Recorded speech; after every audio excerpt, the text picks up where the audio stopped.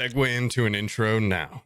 Oh, yeah. Just like a clean, effortless segue into an introduction. Hey, right what's now.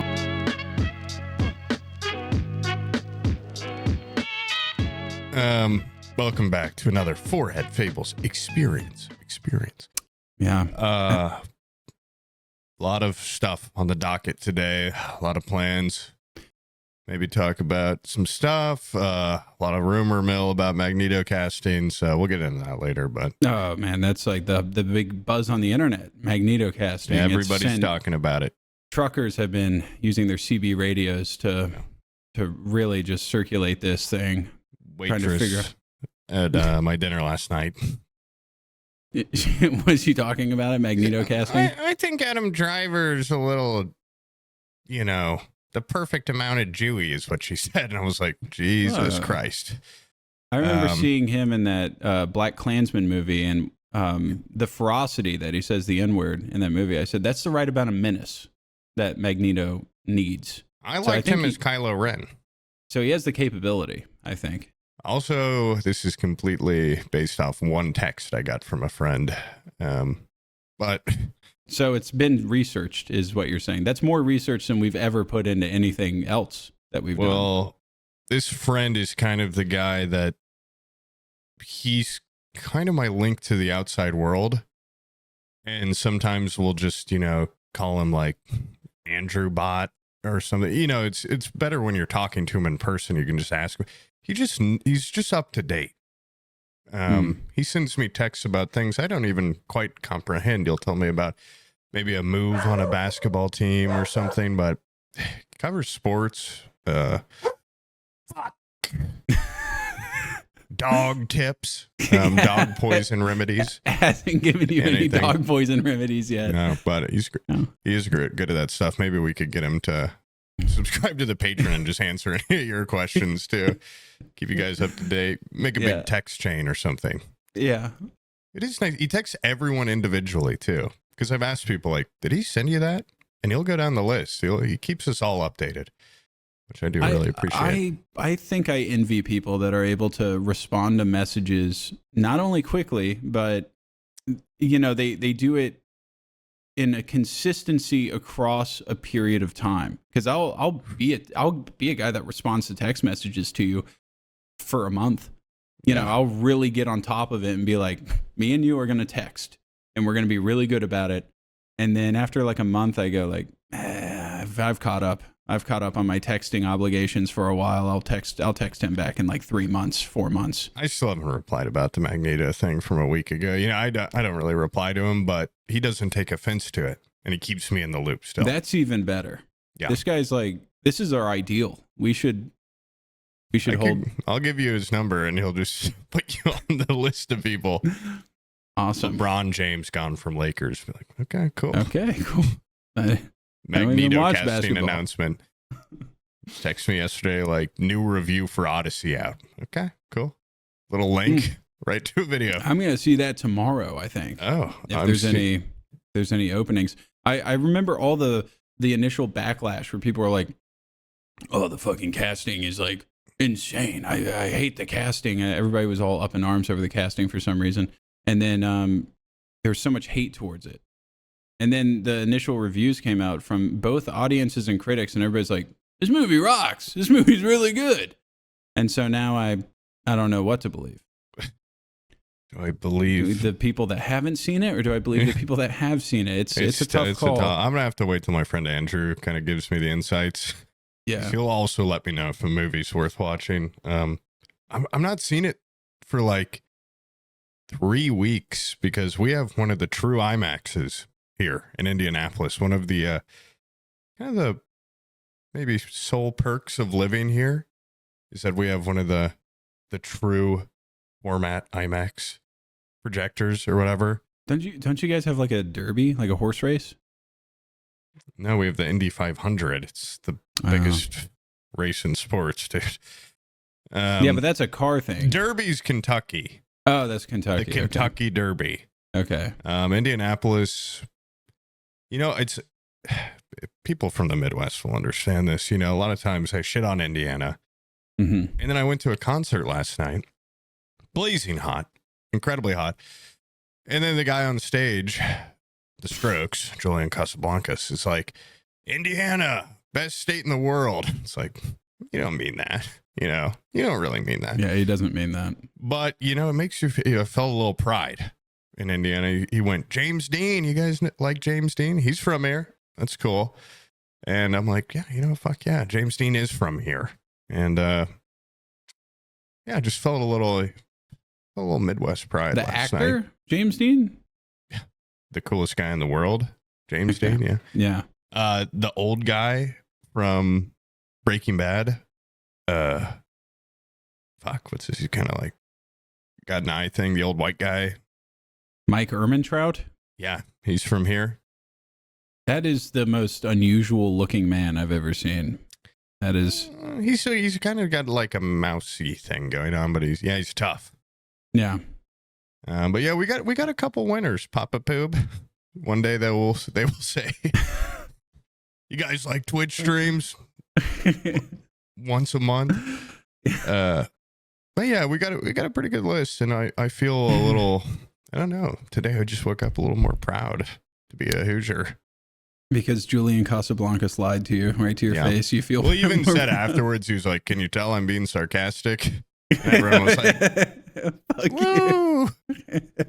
Yeah, it was cool. It was Strokes concert, no big deal, pretty badass. And Thundercat opened. I told you about this earlier. Yeah, not really a performance I'd recommend seeing live unless you were one of the like 3 guys in the crowd that could figure out how to dance to just straight bass and drums.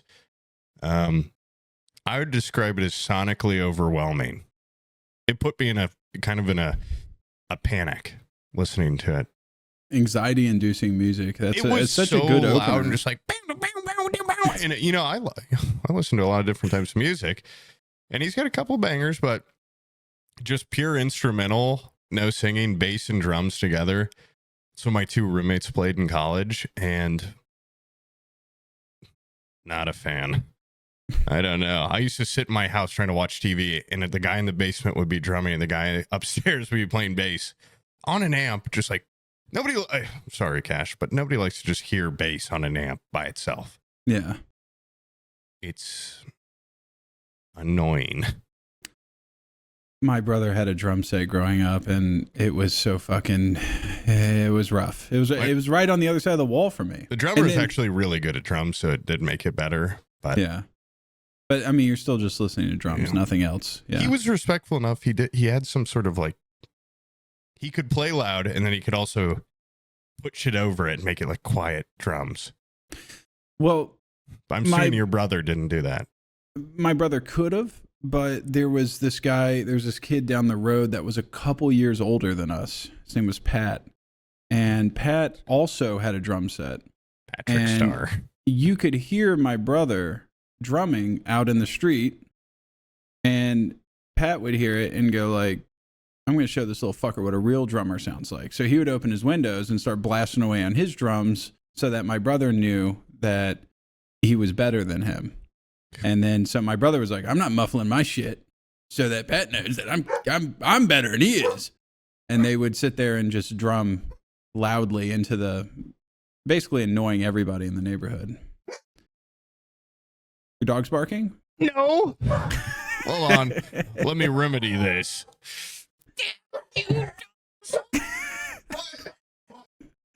I would love it if he turned off his camera to go reprimand him and he came back and he was completely fucked up, like the dog's jumped his ass. he comes crawling back with bite marks all over his face, down his arms. They won't bark again. Don't worry. I showed him who's boss. There's no controlling them. They're just going to keep barking. Yeah. And you know what? It's my own fault because, as I mentioned before, I had a door-to-door pest salesman come to my house, and I bravely signed up, and then I had 3 days to cancel, and I bravely forgot to cancel. And yeah, they do a horrible job. And yesterday, he's a door-to-door bug salesman, not bug salesman, but pest control salesman. accidentally bought a bug guy. Puts bugs in my house. Anybody that has to go door to door to sell, I know. he sucks at it. Listen, he's outside my window. And right also, now. you just told me that, like, yeah, don't worry, I'll do the talking so this guy can't fucking hear. He just told me before the podcast started, he's like, I had to like call him and tell him he needs to do a better job because all of a sudden we're having more bugs than ever. I bet you this guy was like, I got this dude on the ropes. He signed it up for him. And then he probably came back to your house afterwards and released a bunch of bugs to infest your property. Smart. I mean, at a point though, it's just good business. I mean, I don't know what to. You gotta respect the hustle. Yesterday, because I signed up for this bug guy. I told you before, the guy was very charming. And I think he was Australian or something, which gave him a cool, little twist about him. And I got suckered into it. I don't think anything that comes to your door you should sign up for ever, but I'm pretty susceptible to the door-to-door salesman tactic. And it came at a bad time. I already explained all this. My girlfriend had just been like, can we please spray for bugs? I'm like, I don't give a shit about bugs. Yesterday, I got the horrifying notification on my phone, Ring camera. A man is riding a hoverboard on your driveway. And he rang the doorbell like 3 times. I couldn't tell what he was selling. So, like a good consumer, I'm like, I'll hear him out. I'll see what he's selling. He was selling pest control, bug spray for a competitor. And dare I say, this guy was even more charming than the first. Oh, wait, this is a separate guy? You've had multiple? It's a totally new guy who showed up yesterday. What? It's like 98 degrees out. I have never seen a single person going door to door selling pest control. Oh my God, they're crazy here. They're running wild. And I told him, like, I'm already signed up. And he's like, let me guess with who. And he guessed it right. And I'm like, yeah, but he's like, how do you like him? I'm like, dude, I honestly don't really give a shit. I don't care about bugs that much. I've never had a house where he sprayed for bugs. And he's like, let me show you some stuff. I'm like, fuck. And I just have got to get to the point where I go, you have 4 seconds to get off my property before I shoot your fucking head off. Yeah, they're on your property, dude. But it's a slow and steady development for me because it's also unnatural. And, I never dealt with where I'm from. They don't have people coming to your house. Yeah. And, let's just say sometimes I'm cooped up at home. I don't have a car and I see a charming man on my front porch and I'm like, I'll do a little conversation. And of course, he's constantly trying to talk about bugs. And I'm like, what else is new? If you were born a woman, you'd be the lady that bangs the mailman or the milkman. I'm not having sex with these people. I just want to. If bored. you were a woman and you were at home, an Australian bug salesman comes up. Well, the guy yesterday wasn't Australian. I could tell he was corn-fed. He was born right here in Indiana. He just kind of looked like a much more handsome version of me. So I thought that was interesting. I was asking him for some tips. And he put it on so hard. And I tried. I kept being like, yeah, I'm already signed up. I'm not super interested. And he's like, let me show you their Better Business Bureau ratings. Yeah, I really don't give a shit, dude. And he'd show them to me and I'd be like, they're horrible. And he's like, now look at ours. And he had all of it already pulled up for that company, which I thought was weird. And at one point, his big pitch floundered so hard that we kind of both laughed about it. Cause he's like, I basically told him like, dude, last time this happened, I didn't even Google the company, so why would I know their Better Business Bureau? So I'm definitely not signing up with you because I don't know who you are. And you're giving me the exact same pitch. And he's like, let me do the research for you. Look them up on Google. 4.6 stars out of 5,000 reviews. And I'm like, it's pretty good. And he's like, yeah, but look at us. 4.7 stars on 5,200 reviews. I'm like, and you could tell I don't know if he hadn't Googled this before, but he's like, well, you notice 0.1 star better with 200 more reviews. I'm like, it's pretty marginal, right? Like, it's not really a big, it's pretty much the exact same thing. And like, I'm assuming your companies are exactly the same. What if it is just the same? It's not the same company. No. I mean, Like that's a genius business method. If you can get a person to sign up for one, me and you start a business. okay. I get suckers and I go, these people work this time. You come by as my competitor a week later and you trash talk me and we can get a whole second payment coming in. It's true. Well, because he was like, do you have a cancellation fee? I'm like, yeah. He's like, well, what if I gave you $50, $100 towards it? I'm like, so I've got to pay a cancellation fee, then pay you for a startup fee. I'm like, do you have a cancellation fee? And he's like, yeah. What the fuck am I? Just want me to get caught in this loop? And, he kept being like, what if I walk around your house and take down the cobwebs? I'm like, dude, I don't care about cobwebs, really. Like, I'm like, unfortunately, you're running into an issue where you're talking to the wrong guy because I don't give a shit about bugs. And he was like, he finally broke down the barriers and told me what it was about. He's like, I'm going to be real with you. I'm trying to join Delta Squad. I'm like, I think he's like going to the fucking army or something. He's like, if we get 3 sales a day for 2 weeks, they take us skydiving. I'm like, oh, God. Well, I know, of course, dude, I want you to get into Delta Squad. Skydiving's awesome, I'm sure. But like, how many have you sold today? And he's like, I think I got 1 on the line. I'm like, so you need 2 more. Like, you're not even, if you were a better salesman and he knew my weaknesses, he would have said, I have 2 and I have 15 minutes left. And I probably would have, I'd probably have 2 pest guys out there right now spraying each other with poison. Yeah. But it was just, he had me out there for like 40 minutes, sweltering heat. And he just, it was at a point I was like, you realize like, you guys all do the same pitch, right? And he's like, I know, it's just kind of how it works. I'm like, it feels a little like predatory too. I'm like, honestly, from the customer side, people don't like to be rushed into like, you have to get this thing now. But then I thought about your manipulation tactic that you discussed last episode, the limited time, and how that does work on me. Yeah. And I told, I made the mistake because I was just being frank. It's like, I'm very susceptible to door-to-door salesmen and guilt trips. And after I said that is when he brought up the Delta Squad thing, which I'm like, okay, I don't really feel that bad if you don't get to go skydiving. I don't even know what that has to do with pest control. Yeah. And I fucking gave him my number, dude. I'm like, I know. But I'm like, I'm gonna look into it and I'll get back to you. And what's wrong with you? No, I thought, he seemed like a cool guy. I thought maybe we could go get a beer or something. And he kept showing me, you'd be like, every time I'd be like, I just got to get, I'm not going to sign up for anything today. I got to look into it. He'd pull up his phone and he had a text chain with the other salesman and he'd scroll through it for like 3 minutes straight. Like, hold on, there's a text in here. Hold on.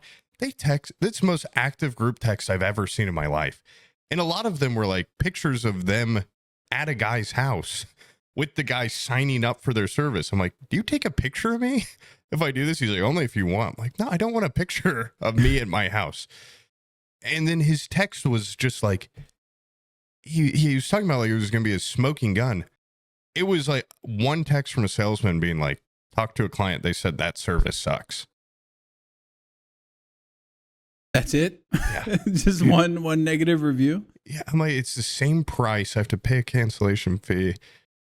I'm like, really, you just got unlucky. If you had come here first, I'd be using your service, is the truth. And you know what this feels like? This he got feels on like his hoverboard and went away. This feels like when I was shopping for a mattress. Oh, God. And then, like, as soon as I buy a mattress, all my targeted ads online are like, mattresses. Here's all these mattresses. It's like, dude, I've already done it. I'm not your demographic. I have pest control. Move on. Well, dude, I looked up both their companies, and the consensus is that they're both awful, and they're both accused of like predatory door-to-door salesman tactics, and that they're too aggressive with it.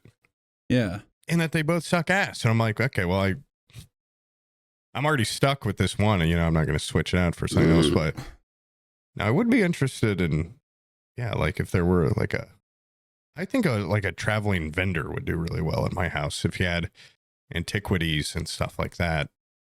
Oh man, or like that traveling restaurant from The Fifth Element that just pulls up to the window and he's like, Oh stir my fry God. right here. Yeah. They would make a fucking killing in my house. Yeah. If there was a guy with a hoverboard and a hibachi table and he could just pull up to my door right here. 95-degree weather, just cooking it up out, sweat dripping into it. I'd eat it. Yeah, that'd go crazy. I mean, I would tear that up.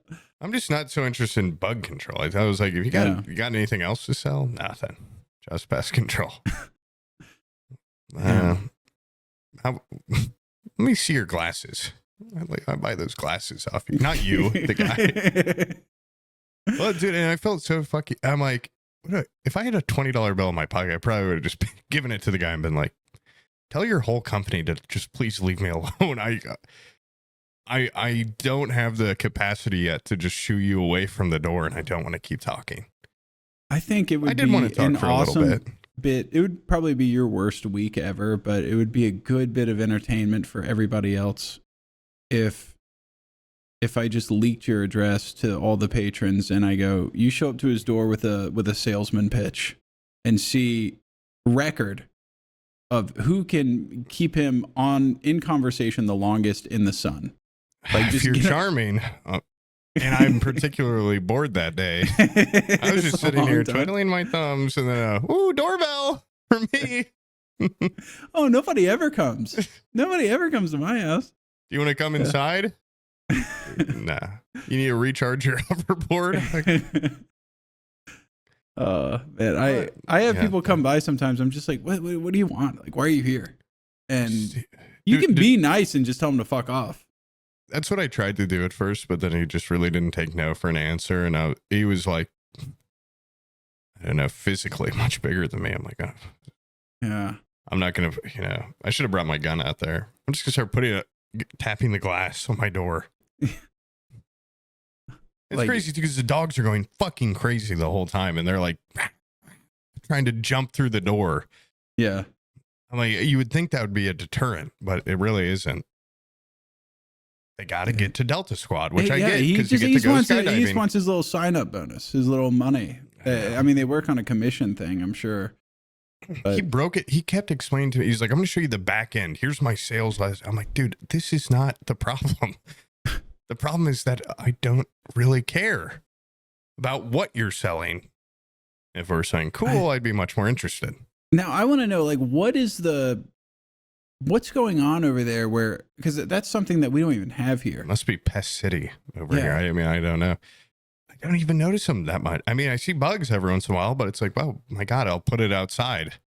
I've just never heard of a door-to-door salesman for pest control. There are like 3 or 4 massive companies that come around here.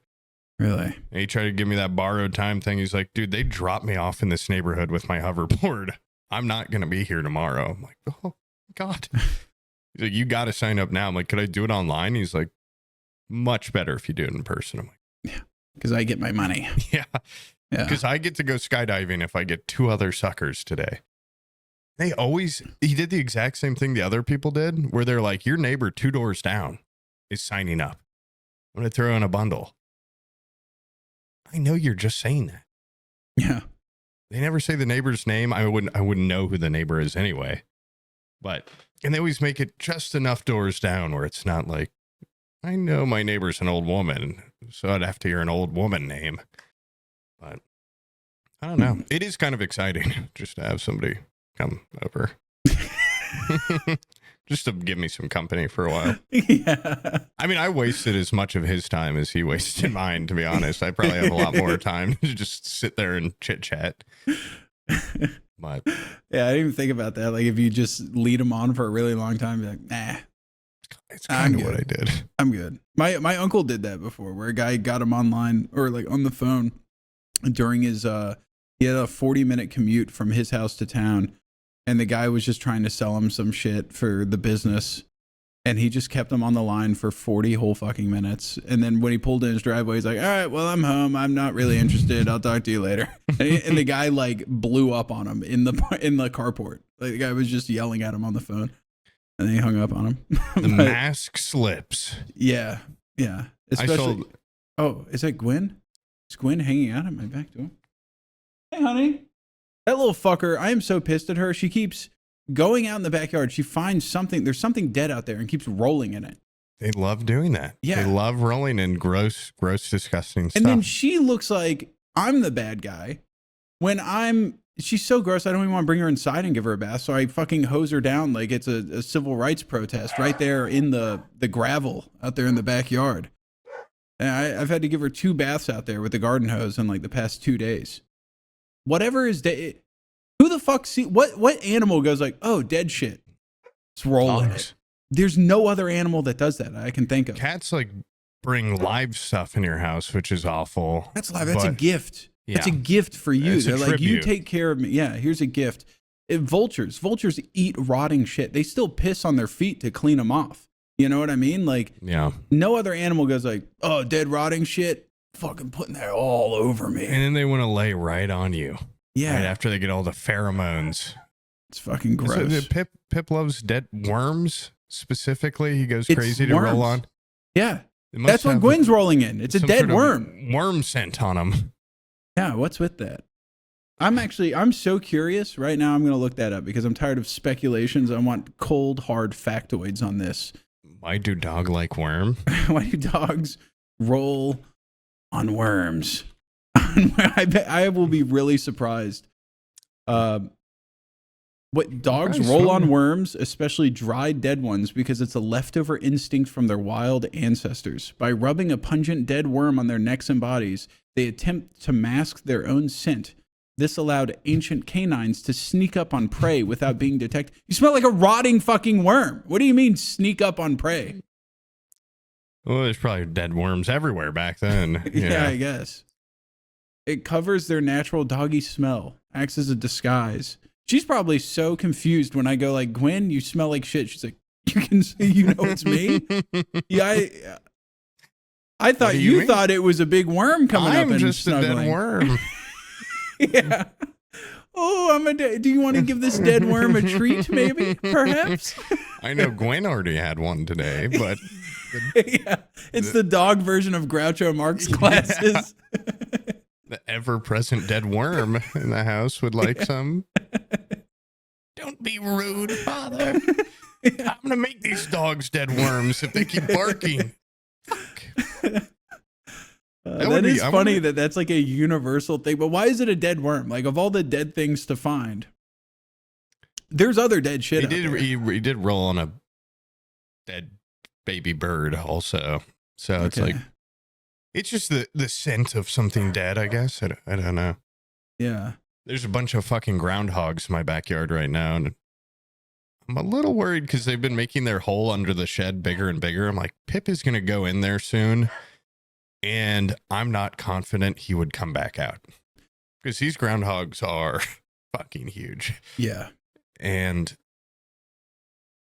I don't know, what do you do if a dog gets attacked by a groundhog? I mean, I don't know. If my dog keeps trying to pick fights with hawks and stuff, I'm like, Gwen, that's just a different biome entirely. Yeah, there's not much in the backyard that wouldn't kick Gwen's ass. I don't imagine she would put up a fight against anything. I think a squirrel would probably just fully suplex her into the ground. Well, unless she's got that so worm. It is kind of exciting. Yeah, worm scent. Worm scent. She'd probably sneak up on a hawk pretty good if the hawk's like, oh, that's obviously a big... I love dead worms. And then it eats Gwen whole. Before Gwen fights the hawk, she's like Arnold from The Predator, like putting the mud on to mask himself, just rubbing the worm guts all over. Little necklace made of worm teeth. Yeah. Microscopic necklace. Yeah. Yeah. Well, I've been playing a lot of Pal World, so it would be kind of cool if Pip fought another creature. But only if I is Pal told World him. just like Pokemon, but not Pokemon? It's like a good Pokemon game. Okay, I don't know if your insinuation there is that Pokemon games are bad or what you're trying to say, but I'm saying that I'm not having that. Pokemon, like, they haven't exactly done all they could do with the formula. Oh, okay, I see what you're saying. Yeah, they're like there's some banger Pokemon games. They make so much money that they could have by now had something so superior to Pal World. Yeah. And yeah, they just don't. They always like it's such a, you could do anything with Pokemon. Like there's so many great avenues to go. I wish. And they were like, you know what? Fuck it. We're just gonna keep like the same trend of shit going since Pokemon Red and Blue. And you know, they've come into great. the 3D world, and then like I didn't even play those ones, but they don't look that good. I guess they have to like build it for the technology, you know, for the Switch or whatever, but you could do more. Yeah. You could do 1,000 times more. I'd say it's like Pokemon, but also like there are some direct dupes where you're like, that thing's just straight up a Pokemon. But the game's also way more focused on like the base building and kind of, I tried to explain this the other day. It's good because I'm playing with 3 of my friends and we each want to do something way different. The game allows it. My one friend, he likes those factory sim games. So he has like essentially like a slave camp of Pokemon where they're just working constantly. And I don't like going over there because you can see their statuses and they're all depressed due to neglect. And they all have like fractured arms and legs. No, you got to bring your Pokemon over there so they know how good they got it. I've made a little island home. You know, I'm more about the decoration and making a cool house. And then my other friend just likes fishing mini games. So he's just been fishing the whole time. And there's so much in the game.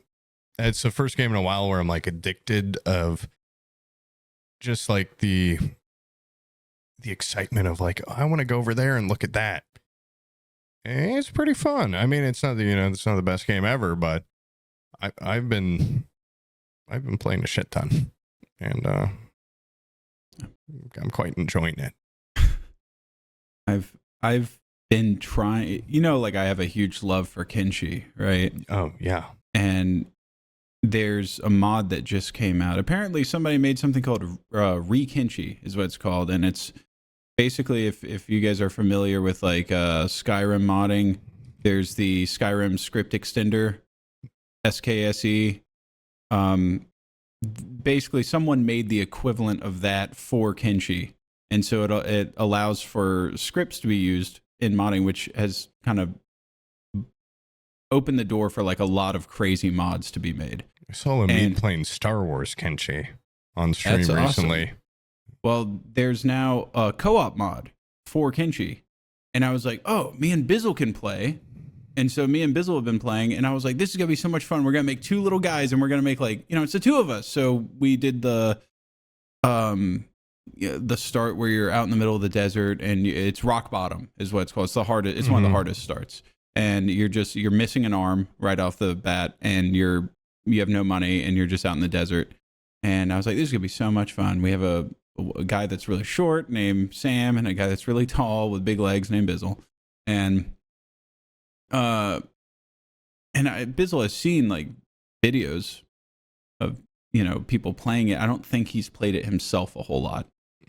And almost immediately we both got enslaved and brought to a slave mine in the middle of what looks like the Sahara Desert. There is dunes stretching in every direction as far as the eye can see. There's not a single milestone or like landmark in any direction. And all we really had to do was we would like lockpick and work on our lockpicking. We would undo our shackles and then we would take them off and then they would come in there and they would put new shackles on us. And leveling up in that game takes forever. So yeah, I'm talking, we spent almost an entire night.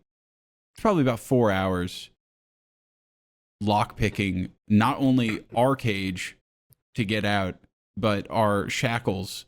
The people next to us, we would free them. They would leave their cage. They would get their ass beat, dragged back in, and then they would be like, you know, with their legs broken, slowly mending themselves over time. And then we would release their shackles again and set them out. Yeah, just leveling up, releasing them. And we kept doing this over and over again, you know, trying to get our skills leveled up so that we could leave.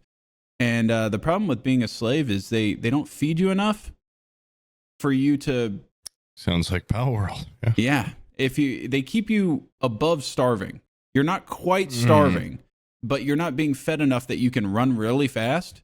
So we would get out of our cages and we would run out into the desert and they would catch up to us and mangle the fuck out of us and drag us back. And there was a point where Bizzle was like, dude, we've been doing this for like 4 hours, like 4 hours of trying to escape Alcatraz. And like, don't worry, dude, only 50 more hours. Then we can really play the game. Yeah. And then there was a moment where I think he got out first. No, I got out first and I was running and I had like all the guards were like, he's escaping. And they started running after me. And then he got out and ran and he got out into the desert. And once you're out in the desert, it's not like you're just out in the middle of nowhere. You're out in the middle of nowhere it's covered with slavers, roaming packs of slavers, and these giant bugs that just tear you limb from limb if they find you. And he was out there and I got dragged back into the slave camp and he was just like, where do I go? I'm like, you go, man, you go. And he started running and he was like, he kept passing out because he was starving. And he's like, there's not even a landmark anywhere. I don't even know where to go. He's like, there's a city over there. I was like, you can't go to that. It's a slaver city. Like, of course, everything in the desert's slavery related. And he looks 100% like an escaped slave. So when people see him, they go, you're an escaped slave. You have to get a disguise. Yeah. Yeah, and put it on. And then you look less like an escaped slave. And then after a certain amount of time, and if you go to a plastic surgeon and get hair put back on, you like don't look like an escaped slave anymore. And then people won't immediately enslave you again. But it's weird that you have to go to a plastic surgeon to get your hair put back on. And it's weird that baldness is considered slavery in that world. Like if you're bald, they're like, you're kind of like a slave, I think, just based off sight. So his only alternative, it got to the point where he was starving out there. I was like, you're just going to have to come back. And the sad walk from being free to just walking back to the slave camp so he could be put back in a cage. So he can get a morsel of food a day. Yeah, so they would feed him like a quarter of a loaf of bread. He just sounded so defeated. So the next day, like the way it works is when you save, the mod sends the save file to the co-op person and it like uploads it to him. And it takes like 30 seconds. It's so fucking jank. It's like the jankest mod ever made. And during the day, I was just like, I'm going to play it by myself because I feel like he's getting discouraged. Yeah. And so what I did was I waited for my opportunity. I sat there and worked on just lockpicking. Our lockpicking skill is insane. We are unable to even land a punch because but our you attack cannot be bound. Oh my God, dude, someone puts handcuffs on me. I'm like fucking Houdini. Those things are off in 1 second. I got him out of his cage as somebody got put in, as someone got enslaved and was dragged in. As soon as they came in, I had Bizzle snatch the clothing off of them before it was stripped off by the guards. And then he got out of his cage and hid in the corner of a dark room that happened to have cages in it with their clothing on. So he only looked 40% like a slave. And I had him wait in there for like 5 days and then during night, a big pack of bugs happened to walk by and all the gate guards were like, big bugs, attack them. And while they were attacking, I had Bizzle sneak out and run off into the dunes. And then they took me out to break rocks. And then they were like, let's bring this guy over to another slave camp. And it just so happened that in transit, we got attacked and I just ran off and yanked my shackles off like Houdini once again. Yeah. And I looked 100% like a slave. But I was able to sneak off. Dugo watched me this entire time. He's like, this is the most grueling fucking play I've ever seen in my life. Just like I had made multiple escapes and been out in the desert and then got re-enslaved and dragged back from insane distances. But I finally got us out. I got us some clothing and then I saved it. And I was like, Bizzle, trust me, we're going to have a great time tonight. I got us out. I did a lot of work getting us out. It's going to be fun. We are in a slaver town, but we only look 10% like slaves. And we have some different clothes on. And we're in the upstairs of a bar. We're laying in bed. We have food in our bellies because I stole some food and ate it. And we have we're in beds and we're fully healed up. It's going to be great. And we get on and we walk downstairs, and immediately like the bar, like one of the guys in the bar is just like drinking. He just goes, "That's a fucking slave right there." We immediately got enslaved within like fucking 2 seconds and put it back in the cages. And like he's you're really showing him the fun of the game. I think it's fun. I think it's fun for them to immediately put me in a cage and I go, I'm gonna get out. I'll do anything to get out. And he is a guy that has an incredible amount of patience, but you can tell it's wearing thin for him. Yeah. It's wearing very thin. And I love getting put into a cage and thrashing against my confines. You tipped the guy at the bar. Yeah, I was like, oh yeah. Now the game's starting. There's gonna be a slave coming down those stairs. Couple minutes. All right, Bizzle, get on. Yeah, but the fact that like co-op exists for Kenshi, and it sucks right now, but it's so fun. Like I imagine Kenshi 2 co-op comes out, and it's actually good, and it's the thought of like independently making settlements would be huge. Also, you're a big Bannerlord guy, right? Yeah. There's a Bannerlord Kenshi mod that turns Bannerlord into Kenshi. So if you wanted to play the world of Kenshi, that's interesting. You could. If you want to play on a much more grim, disgusting world. Yep, it's possible. By the way, also for the folks at home, I don't know if you haven't played Kenshi, I think the world depth of Kenshi is insane. Like it's just got a lot of. It might be like one of my favorite post-apocalyptic settings because it's like we had technology and then it's fallen. And you're like thousands of years, I think, after the fall of technology. It's so novel. After. Well, there is some things where it's like it's kind of tropey, like you're like walking. Planet of the Apes. Okay. You're like walking through a desert and there's like big robot arms sticking out of the ground, and you're like, oh, I wonder what that is, and it's never explained. There's a couple places where like giant orbital beams are coming down from the heavens and they'll just completely incinerate you. And apparently it's supposed to be like a satellite that was a military weapon, and it's just gone haywire. It's still up there, just blasting parts of the desert, which is cool. But I watched a video of a guy that was, he looked at the map of Kenshi and from like a geological perspective, saw all the places in the desert where you could tell there was watershed over time.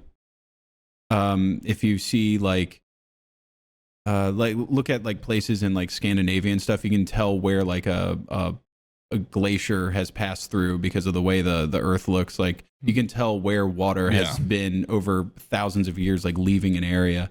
And he raised the water level to accommodate for those places where watershed has happened. And all the points on the map that are like old world or like old empire outpost or something like that is what they'll be called. When you raise the water level in the map to match those watershed areas, all those like old empire settlements are at the coast. Like they were port cities at one point. And then in the world of Kenshi, when you play, the water level is reduced so much, they're just on a mountaintop in the middle of the desert, Yeah. It is cool that they had like the forethought to be like, this used to be a port city. Yeah. And then now it's just in the middle of nowhere. Is it made by like one guy too, or two guys? I think in the beginning it was made just by one guy. That's crazy. Yeah. Yeah. And now it's a pretty big team. And they're working on Kenshi 2, dude. I'm so fucking excited. I was gonna say, do they still do like updates to 1, or are they just fully doing 2? No, I don't think they're doing any updates. Okay. I think they're just fully working on 2, which is supposed to be on Unreal Engine, which should make modding easier, ? I'm not like a techie guy, so I don't know. But pretty exciting. Pretty exciting stuff in the world of like my realm of gaming, the games that kind of punish you and make you not have fun. It's big. It's a big time for you. They got your skin out in that one game, and you got Kenshi 2 on the horizon. Shadows of the Doubt's coming out with a co-op mod or whatever. Yeah, the Shadows of Doubt co-op mod's huge. Niche put gaming is so back. yeah, my little circle of niche gaming is huge right now. Also remember that whole thing of me being like really into tassels as a kid? Yeah, where you'd suck on them. Yeah, I brought some show and tell. My grandfather was a Freemason, and he has this Morocco fez that I guess they would wear during ceremonies. And I was the little cars. Yeah, I had a really hard time explaining like the type of tassel that really turned me on as a kid. And it's these silken ones. You see I don't want to touch it too much. I might get excited, but it's your grandpa's tassels.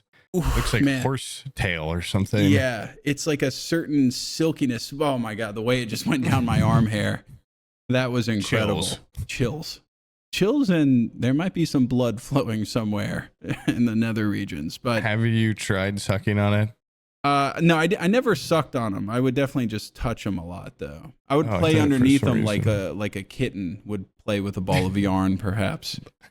Let it dance around on your face. Yeah, but if I had this thing, if I had known he had this when I was a kid, that would have been insane. I meant to bring this on the gold panning trip so I could let you feel it. Because there's no conceivable way you could let this touch your skin without feeling something. Now, if you're talking about like, sap like you might get roped into a door-to-door salesman for pest control shit. But if a door-to-door salesman came up with a fucking trench coat with different tassels on the inside, I'd say, step into my foyer, sir. But what if he was like, you can look, but not touch until you buy? I would kill him right there. A salesman would go missing. I'll take the full stock. Come into my basement really quick. Yeah. I don't think many people would miss him. No, I don't think there would be anybody looking for... My tassel salesman hasn't been by in a while. Call a manhunt. Get the army. All the tassel salesmen disappeared from our street. I think they would find them in 2 seconds because they would just Google, like, who would ever want to kill a tassel salesman? One guy that really likes tassels.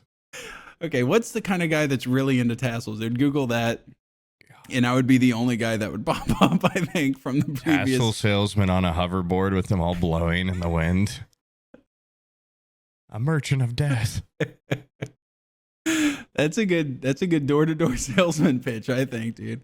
If tassels come back, I would be so intrigued. If he wasn't wearing a little pest jacket and he was just like a guy in a trench coat, I'd be like, there's a good chance I get killed out here, but my curiosity would be going crazy. If he's just beckoning at the Ring camera. Yeah. Yeah, different tactile feel tassels. Yeah, awesome. Oh man, I hate it when they get all like clumped up like this. Gotta take good care of them. Yeah, gotta get a tassel brush. Oh man, if they had a detangling brush for tassels, that wouldn't also mess up the strands. That's a specimen. And you don't often get them that long, by the way. This is like a damn Mandingo size queen tassel. This thing's huge. It looks it looks like a little ponytail coming out of it. It's incredible, yeah. Imagine your grandpa would be a little freaked out if you were if he was wearing it and you're just playing with his little fake hair. Yeah. Sitting on his lap, twirling the tassels in your fingers. Let me feel it again, Grandpa. Get off me, you fucking freak. Why are you hard? You're scaring me. I've become aggressive. Yeah. You let me feel it right now. Keep it on. I'll tell him you touched me if you don't let me fucking feel it. Let me feel that fucking tassel. Put on that tassel on the skin. That's the last thing the tassel salesman hears. I put him in the bottom of the well. You bring me more tassels. From the well. Yeah, great master plan. Yeah. Make them. I don't know how tassels are made. Make me some tassels. I'll throw you some string. You make me tassels. right now. It's not soft enough. Too soft. Dude, I would have him like fucking Jesse from Breaking I Bad. finally did it. I made the perfect tassel. Here's so many more. Yeah. I would have him chained up like the Nazis had a Jesse chained up in Breaking Bad, and just in like a secret underground tassel factory. It's only 92% purity. Yeah. Need 96 at least. I'm like Tuco. I'm feeling it. Tight. Oh, yeah. Stop. We can only make one strand. It needs to be a full tassel. What is this, just string? A tassel needs to have at least 50 strings to be considered a tassel. At least. You're entering the minor leagues with 50 strings, dude. That's such a small thread count. Well, I'd imagine. I won't even get half hard for 50 strings. Are you kidding me? More. More. Abby, we can't sell the house anymore. There's something going on in the basement. Don't go in the storage room. Don't go in the dungeon. He will try to trick you for his freedom. You must not listen to him.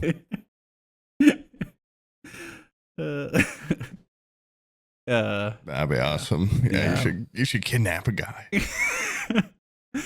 I think that would be probably, I've always thought about it. Like if I'm going to be canceled for something horrific, it has to be something insane like that.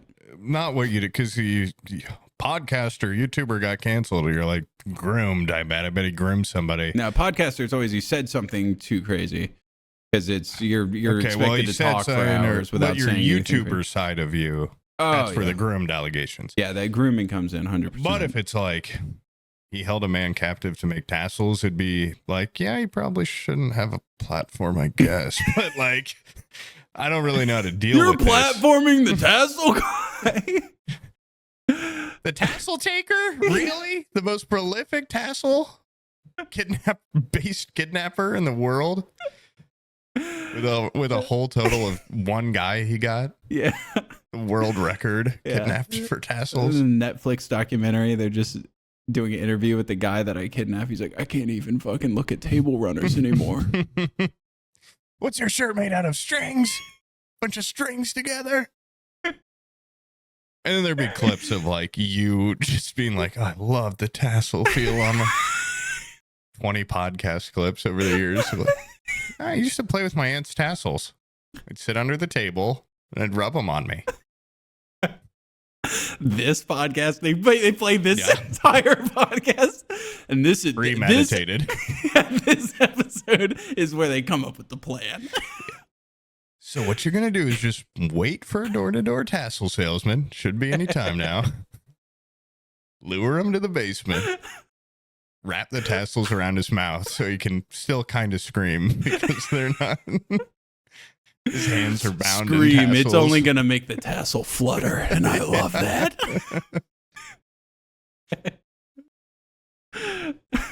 I am sad for you because we are moving into a world where I don't think they're going to be around much longer. I know, dude. We're already getting there. Yeah.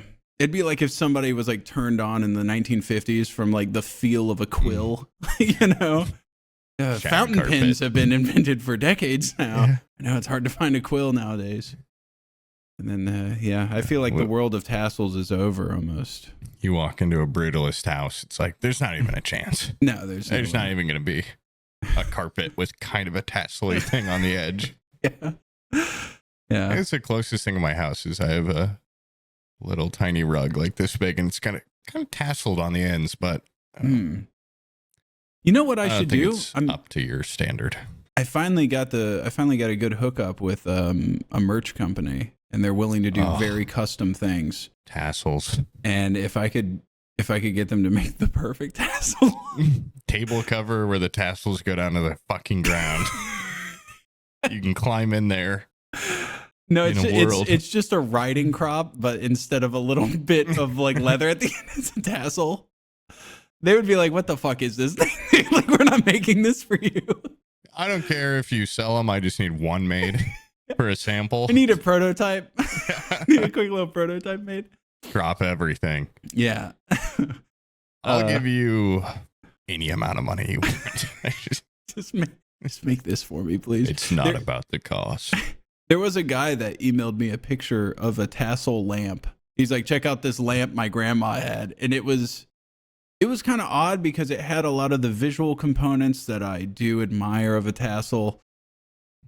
The parallel strings, the uniformity. But it was the base of it was the tassel, but the tassel structure itself was made of like cast metal. So it was just visually a tassel with a lampshade on top, but it lacked the tactile feel of a tassel, which is very essential. It seems like the most important part to you. Yeah. It would be like if somebody goes, check out this perfect breast, and then you feel it and it feels like a bag of gravel. Yeah. It's just not doing it for you. You know, it's missing a component, a vital component. So good effort on the email guy. Keep them coming. Of course, feel free to send me. Try a little harder. Yeah, try again. But the picture of the tassel I should be able to feel it just from the visual. Yeah. Okay. And I felt that one and it felt all wrong. And it actually made me angry. I was actually very, very angry over that email. Well, it's a little offensive because it's like, oh, this guy likes tassels without understanding why you like tassels. And so it's kind of like, does he even pay attention? Yeah. It's, I don't know. It was like when your mom gets you something thinking she still knows you, you know? I'll never forget when my mom thought she went so crazy once. She's so bad at birthday gifts, and she got me a Superman book and a Superman Frisbee. And I was like 13 years old. I'm like, bitch, I wore a Spider-Man costume for like 8 weeks straight when I was a kid. I've got like every Tobey Maguire Spider-Man toy, and you're getting me a Superman Frisbee and book? I don't even know who the fuck Superman is. I guess it's maybe so I could learn about him, but it was a cool book, I guess. But first off, you kind of are right. I still am into this stuff, even though I'm in like freshman year in high school. But yeah, Superman, really? Superman's boring to me because he's just so like. I like I like. I'm Smallville the strongest now. fucker in the world. There's nothing that can stop me except for a green rock. Well, I was going to say, famously, there is a thing that can stop him, but Andy's weak to magic. Yeah, but couldn't he just like walk away from the green rock and then turn around and laser their fucking head off? Like, not if you put it in like a lead box and then open it right in front of him because you can't see through lead. It just seems like they you address really this in Smallville a lot, or they do an interesting. Did he when they did the lead box and show him the green rock? Did he simply walk away? No, he goes like, oh. He falls on the ground. Oh, I thought he just got reduced to the state of a normal guy. And he's still like 6'5" and he's still a brick shit house. I didn't read the book ever, okay? But I know from my Smallville watchings last year, I thought they did a fun little twist on like why Kryptonite's kind of how it affects him in this world of his main crush and love interest, Lana Lang. Yeah. I get it. She has a necklace that her parents gave her made of meteor rock, but it's kryptonite. So he like can't physically get close to her. Or he'll be like, could you take that necklace off maybe? And she's like, my parents gave it to me. It's my most precious thing. And so anytime everyone thinks he's just super awkward around her, but he's kind of like, oh, I'm dying. I don't think it kills him. I don't know. That's like when Edward Cullen was soulbound to what's her face. I don't know. I haven't watched those movies. And he thinks she stinks or something. Or he's like, I smell her period. Yeah, he's like, oh, I smell her menstruating and it's so hot. Oh, fuck. He got off the hook a little easy for being like 1,000 years old that high school. And fiending after a high schooler, yeah. I think we've talked about this where it's like high school age Edward Cullen, he was obviously old looking enough that he could have just been like, yeah, I graduated. Like I'm 18. I'm out. I have my diploma and I not don't have go to to keep high going school. to high school. Yeah. Yeah. It's like he was looking to be tempted. Yeah. Which I think makes him kind of a bad guy in my mind, but Bad boy. kind of a bad boy. Yeah. Yeah, it's whatever. But anyway, yeah, Spider-Man's way better than Superman, and they're making a new Spider-Man movie. If you want to talk about movies, Dude, it's whatever. I started to watch one of the recent Spider-Man movies and it fucking sucks so bad. It had Doctor Strange in it, and he goes. The newest one. It was like one of the newer ones, yeah, and it just was like the cadence of a lot of the dialogue and the jokiness of it all. It was. I mean, listen, I was in that theater hooping and hollering. Okay, when I saw Alfred Molina and Willem Dafoe. Spoilers. No, that was the one I watched. Yeah, Alfred Molina rocked, but there was just a lot of those interactions between Cumberbatch and Spider-Man guy and Zendaya and stuff. I'm hoping with the new one, there's a new director where the last three I thought were like fun, but they're a little sauceless. And I'm hoping the new director is like, I mean, he's not going to be Sam Raimi, levels of sauce, but I don't know, just something new, I guess. They always, and because Sony owns the rights, like they always got to have like, it's never just Spider-Man. It's always like Spider-Man, Doctor Strange, or the new one's like Spider-Man, the Hulk, and the Punisher. Yeah. I don't know if that's like part of they have to have it or they just always do or what, but. I think they try to incorporate more side people so that they keep the relevancy of each of those periphery characters up. If that makes sense. Like, for example, I don't think not Thor, who are like some of those people that happen to come up in other movies that they wouldn't have gotten their own spin-offs if they hadn't just been Black Widow. Yeah, like they wouldn't have been little side characters in the Loki. Yeah. And I think they try to like make sure they're relevant still, and go like, we'll put them in these other movies just as little side characters. By the way, the Doc Ock, when he initially shows up on that overpass, that might be the coolest bit of Doc Ock related action we've seen in the movies. Like that, it was so awesome just watching him like just kind of floating, like kind of Magneto style, floating there with his tentacles walking him. Might have been the coolest visual of Doc Ock. It's not better than the train fight in Spider-Man 2, but I think visually it had like a lot more menace to it. If that makes sense. Blow this guy's fucking head off. He looked evil as hell. He looked cool. He looked badass. Maybe go watch it again. It was just like it was like a 5-second just like visual of him fucking just go like and then his little spider legs walking. You got a lot of fire things in the background. I did go see the new Toy Story movie. Oh, how was that? I sat down and then I woke up when the credits came on. Wow. Because my wife hit me on the arm. And before I went to go see it, I was actually very excited.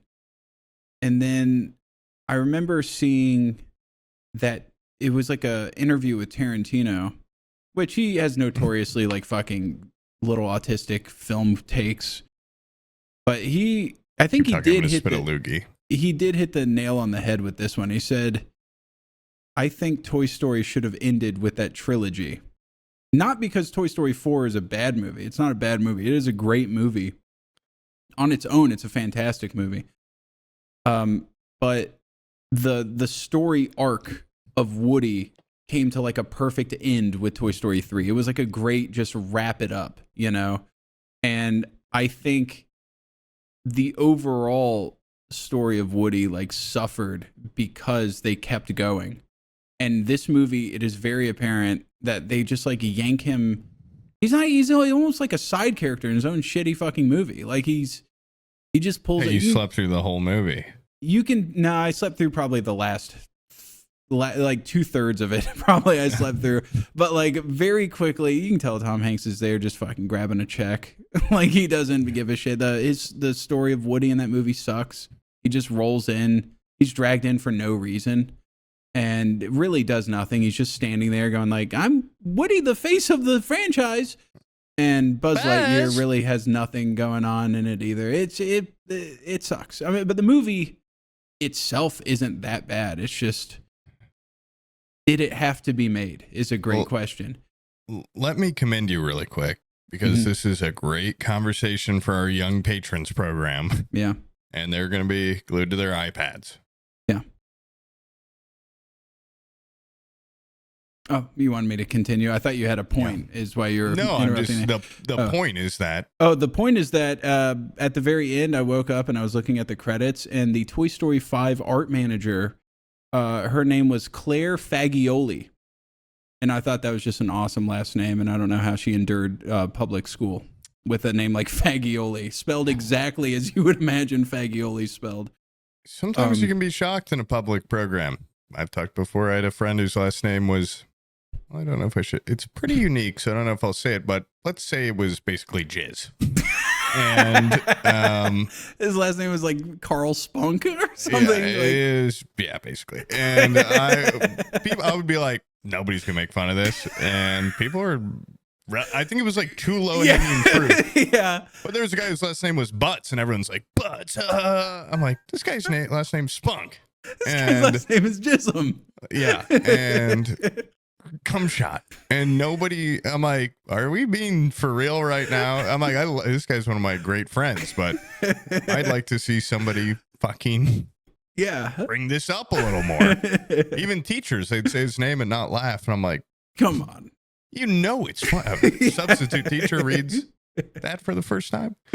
They're not getting a little giggle out of it. It just rubbed me the wrong way. Rubbed me off the wrong way.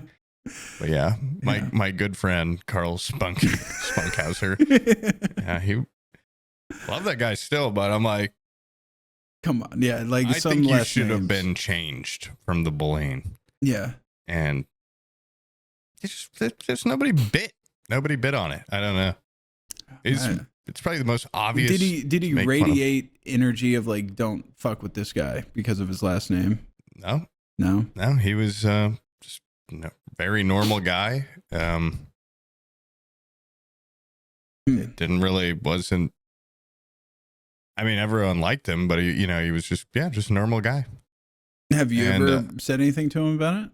Yeah. And did he go like, I never even thought about that. Yeah. Spunk eater. That's kind of funny. You're right. My last name is Jism. And you're right. That is exactly what comes out of my penis. I forgot about that. I never put two and two together. It's just fucking. Anyway, so that girl, maybe people were like, Fagioli? I'm not making fun of that. Yeah. That's too easy. But that's all I got from that. And now I have to not commend you because the young patron program will not love that. Yeah, they won't probably think that's good. Yeah. I did also go to, I already told you about this, but I have to tell the patrons it's probably the worst fucking. And the regular viewers. Oh, yeah. And we're going to commend the people that watch this for free. Okay. That's okay. They're up in the nosebleeds, though. I'm talking Use your manipulation tactics. I'm talking to the front row, obviously, the patrons. But if even Julian Casablancas gave a shout out to the people on the grass. Okay. Oh, he did? Yeah. He said everybody in the seats turn around and throw shit at him. Yeah. Fuck those people. No, even the free people. Feed. It's fine if you're listening. But I went to the beach and had possibly the worst beach experience of my life. There was something called sargassum that I've lived in Florida. Sarcastic orgasm. I've lived in Florida my whole life. I didn't even know this was a thing. I've heard about red tide, where I guess like something blooms out there and it sucks the oxygen out of the water, and then all the fish die and they land. I've heard of that too. Yeah, and then it's you not good. You go to the beach and it's all stinky. It smells like rotting fish. I would rather have red tide than whatever sargassum is.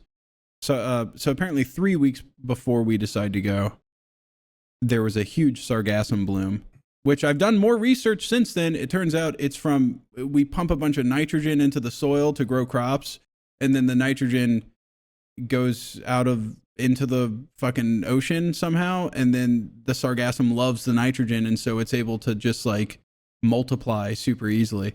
And then it washes up on the shore, and then the sun cooks it and it starts to break down. And then 3 weeks after that happens, Abby turns to me and goes, well, let's go to the beach. You should take Friday off and come to the beach with us. And I go, okay, I'll do that. And so I'll have to see if I can fit that in. I am notoriously not a beach guy. I don't like the beach. I grew up going to the beach. My dad lived on Paso Grill, and it was like the most perfect beaches you've ever seen, with white powdery sands. I've done all the beach shit I've ever wanted to do. I built every sandcastle. I've done all the skimboarding I need to do. I'm all beached out. My entire teens were beach. So I'm kind of like a beach hater now. So anyway, she wanted to go to Panama City Beach, just like the nicest beach around here, pretty much. I don't know if you guys know this, but Florida, it's like gun shaped. Anywhere near like where the trigger would be on the gun is mostly just swamp and marshy. And so it's hard to find a good beach around there. You usually have to go further south or further towards where the barrel would be in order to get some good beaches. So Panama City Beach is like the only decent one around here. And we go to Panama City Beach, and they wanted to go to the jetty. There's like a little rock jetty that breaks the waves. So there's kind of like a shallow area that doesn't get a lot of waves. And so the girls would be able to play in there easily and without getting sucked out into the ocean from like a riptide or something. And we go out there, and like as I'm looking for a place to set up, I just see people like walking along the beach, and they're just retching from the stench, dude. And every time they would step, like their feet would sink like 6 inches down into the sand because why even be there? We drove so fucking far. No, dude. I mean the people walking around retching. I'm assuming, I guess they probably. Well, I talked to them. I talked to some of them, and there was one guy that I was talking to once I had set up, and he was just like, "What the fuck is this smell?" And I'm like, I don't know. I was like, maybe freedom. There's like a paper mill that's in like a couple towns over. Maybe it's like coming from there. But there was no breeze. There was no wind at all. And he was like, what the fuck is this smell? He's like, I'm from Pennsylvania. Like, I flew my whole family down here, and it fucking reeks. But the combination of no breeze, it was like 100 degrees, and the smell of the sargassum is like, it smells just like rotted eggs. Like rotted. Yeah, I looked it up. It releases the whatever, like the sulfur smell. Yeah. Hydrogen sulfide and ammonia. And apparently it can get so bad that it can cause like skin abrasions, and like it can also fuck up your. When you look it up, all the pictures, because I've seen this stuff before, but like just little clumps. Yeah. Every picture on Google Images, it's like a beach absolutely filled to the brim with this stuff. Was it like that there? No, this is what happened. Because when it washes up like that, it's not stinky. That's fresh. That's fresh, baby. What happened is it washed up, then the sun baked it and it started rotting. And then, every day the tide comes in, it throws new sand on the beach, new sand on the beach. It gets covered up with sand, and then it rots under the sand. So it had the illusion of beauty. Yeah. And so it just looked like a regular beach. And when people would step, their feet would sink in to the layer where the rotting sargassum was, and it would shoot the gas up. And like you would see them, except a manhole cover. Yeah, shoots the air up. Yeah. And like when their feet would sink, that's when they would go like, you would hear them like retching.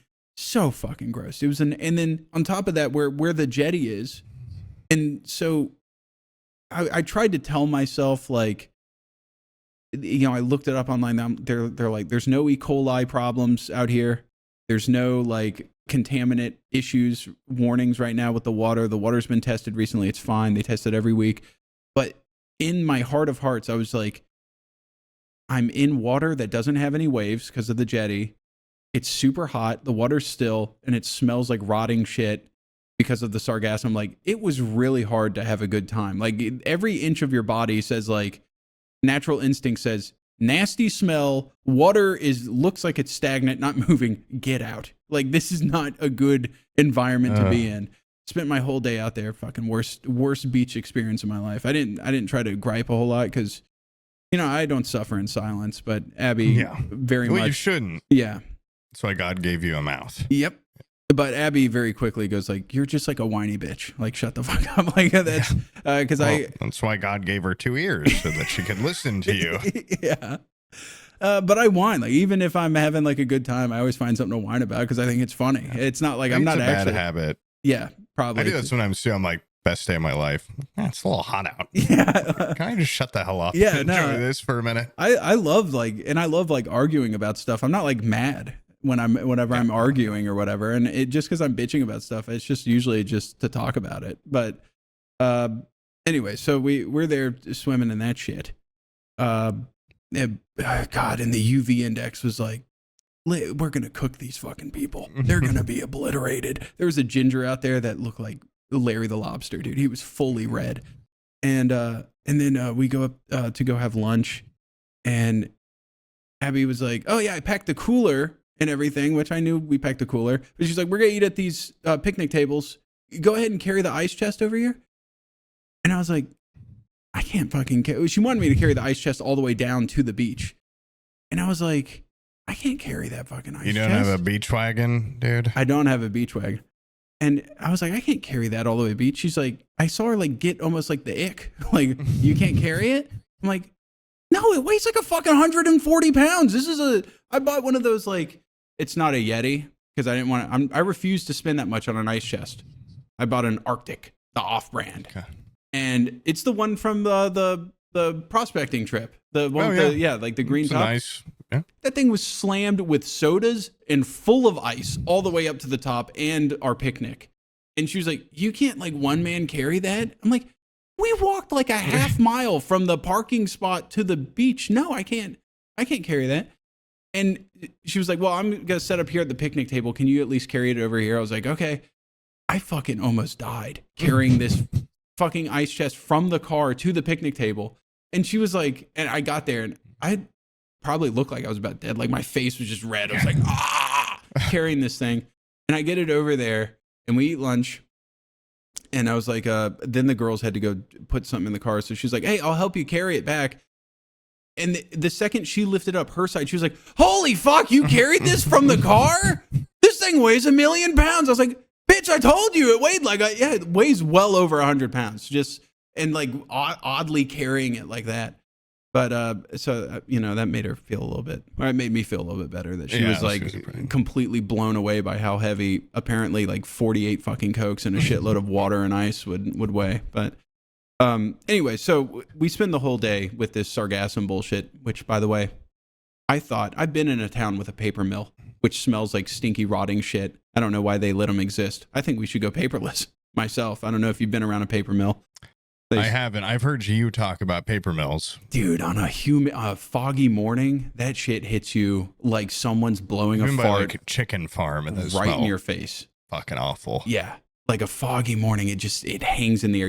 I feel like you could almost bite the fart smell out of the air with how heavy a paper mill smells. This kind of smelled like that, but worse. But when you hang out in a paper mill, you get used to it. You get nose blindness. This whole day in this sargassum shit, I was like, surely 90 minutes in, 2 hours in, I'm going to get nose blind. Every wave of this thing hit just as hard as the last. It takes, I've had there was a natural gas smell in my house for like weeks when I moved in, but I'm finally gotten used to it. Yeah. Yeah, it was overwhelming when I walked in. And towards the end of the day, the icing on top was there was a bunch of people standing on the jetty fishing out towards like the rough side where the actual like waves are.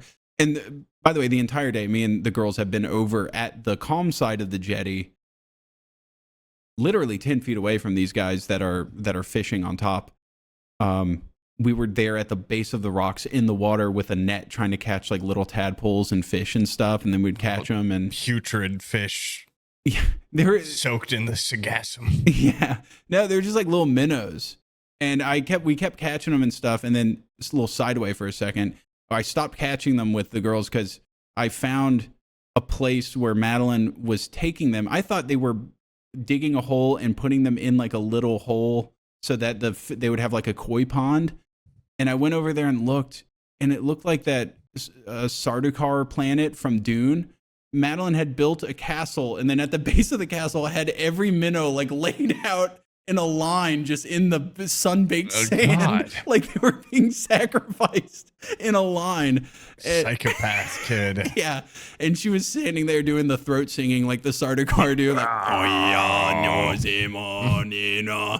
no, yeah, so she had her little minnow sacrifice going on. I was like, okay, you know what? No more minnows for you guys. Those minnows are going back out into the water. But all of a sudden, the guy on top of the jetty goes... Guy on top. Yeah, a guy on top of the jetty with the fishing pole is just like, ah! And like starts talking to other people on the jetty. And then all of a sudden, the beach like sheriff guy pulls up and he goes up there. He comes out and starts like taping off the jetty with like crime scene tape. And then more cops show up. And of course, Abby's like, you got to go figure out what's going on over there.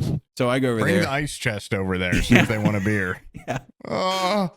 I go over there and I start asking. I asked the sheriff, and he's just like, I can't tell you right now. I can't make a statement. And I'm like, that means it's something big. Okay. If he's not even willing to tell me, it's something big. And so then I start asking. There was a guy that lost his sunglasses earlier by the jetty, and we helped him find them. And he was talking to some of the fishermen, and he was like, I talked to the fishermen. And he talked to the guy that found the thing and called the cops, and he said he found a body up there. And then I was like, okay. And so then I started asking around more, and then people showed up, like CSI, like EMT. It's always funny watching the EMT show up because they like run, and then like if the body's been there a while, the sheriff's just like, slow your roll, dude. And the EMT like goes up there and immediately walks away because they just call him like, oh, body. Yeah. You got to see if it needs to be resuscitated. Mouth. Yeah. And then the official scoop was they found human remains in between the rocks floating at the base of the rocks of the jetty, which means I've just been swimming in this fucking like corpse stew. Like a corpse stew. This thing's just been dangling in the water right next to me like a tea bag. Down in the rocks. All those little minnows I caught from Madeline. This minnow looks like a finger. Yeah. And I don't know. It just really put the cherry on top for just the grossest beach day.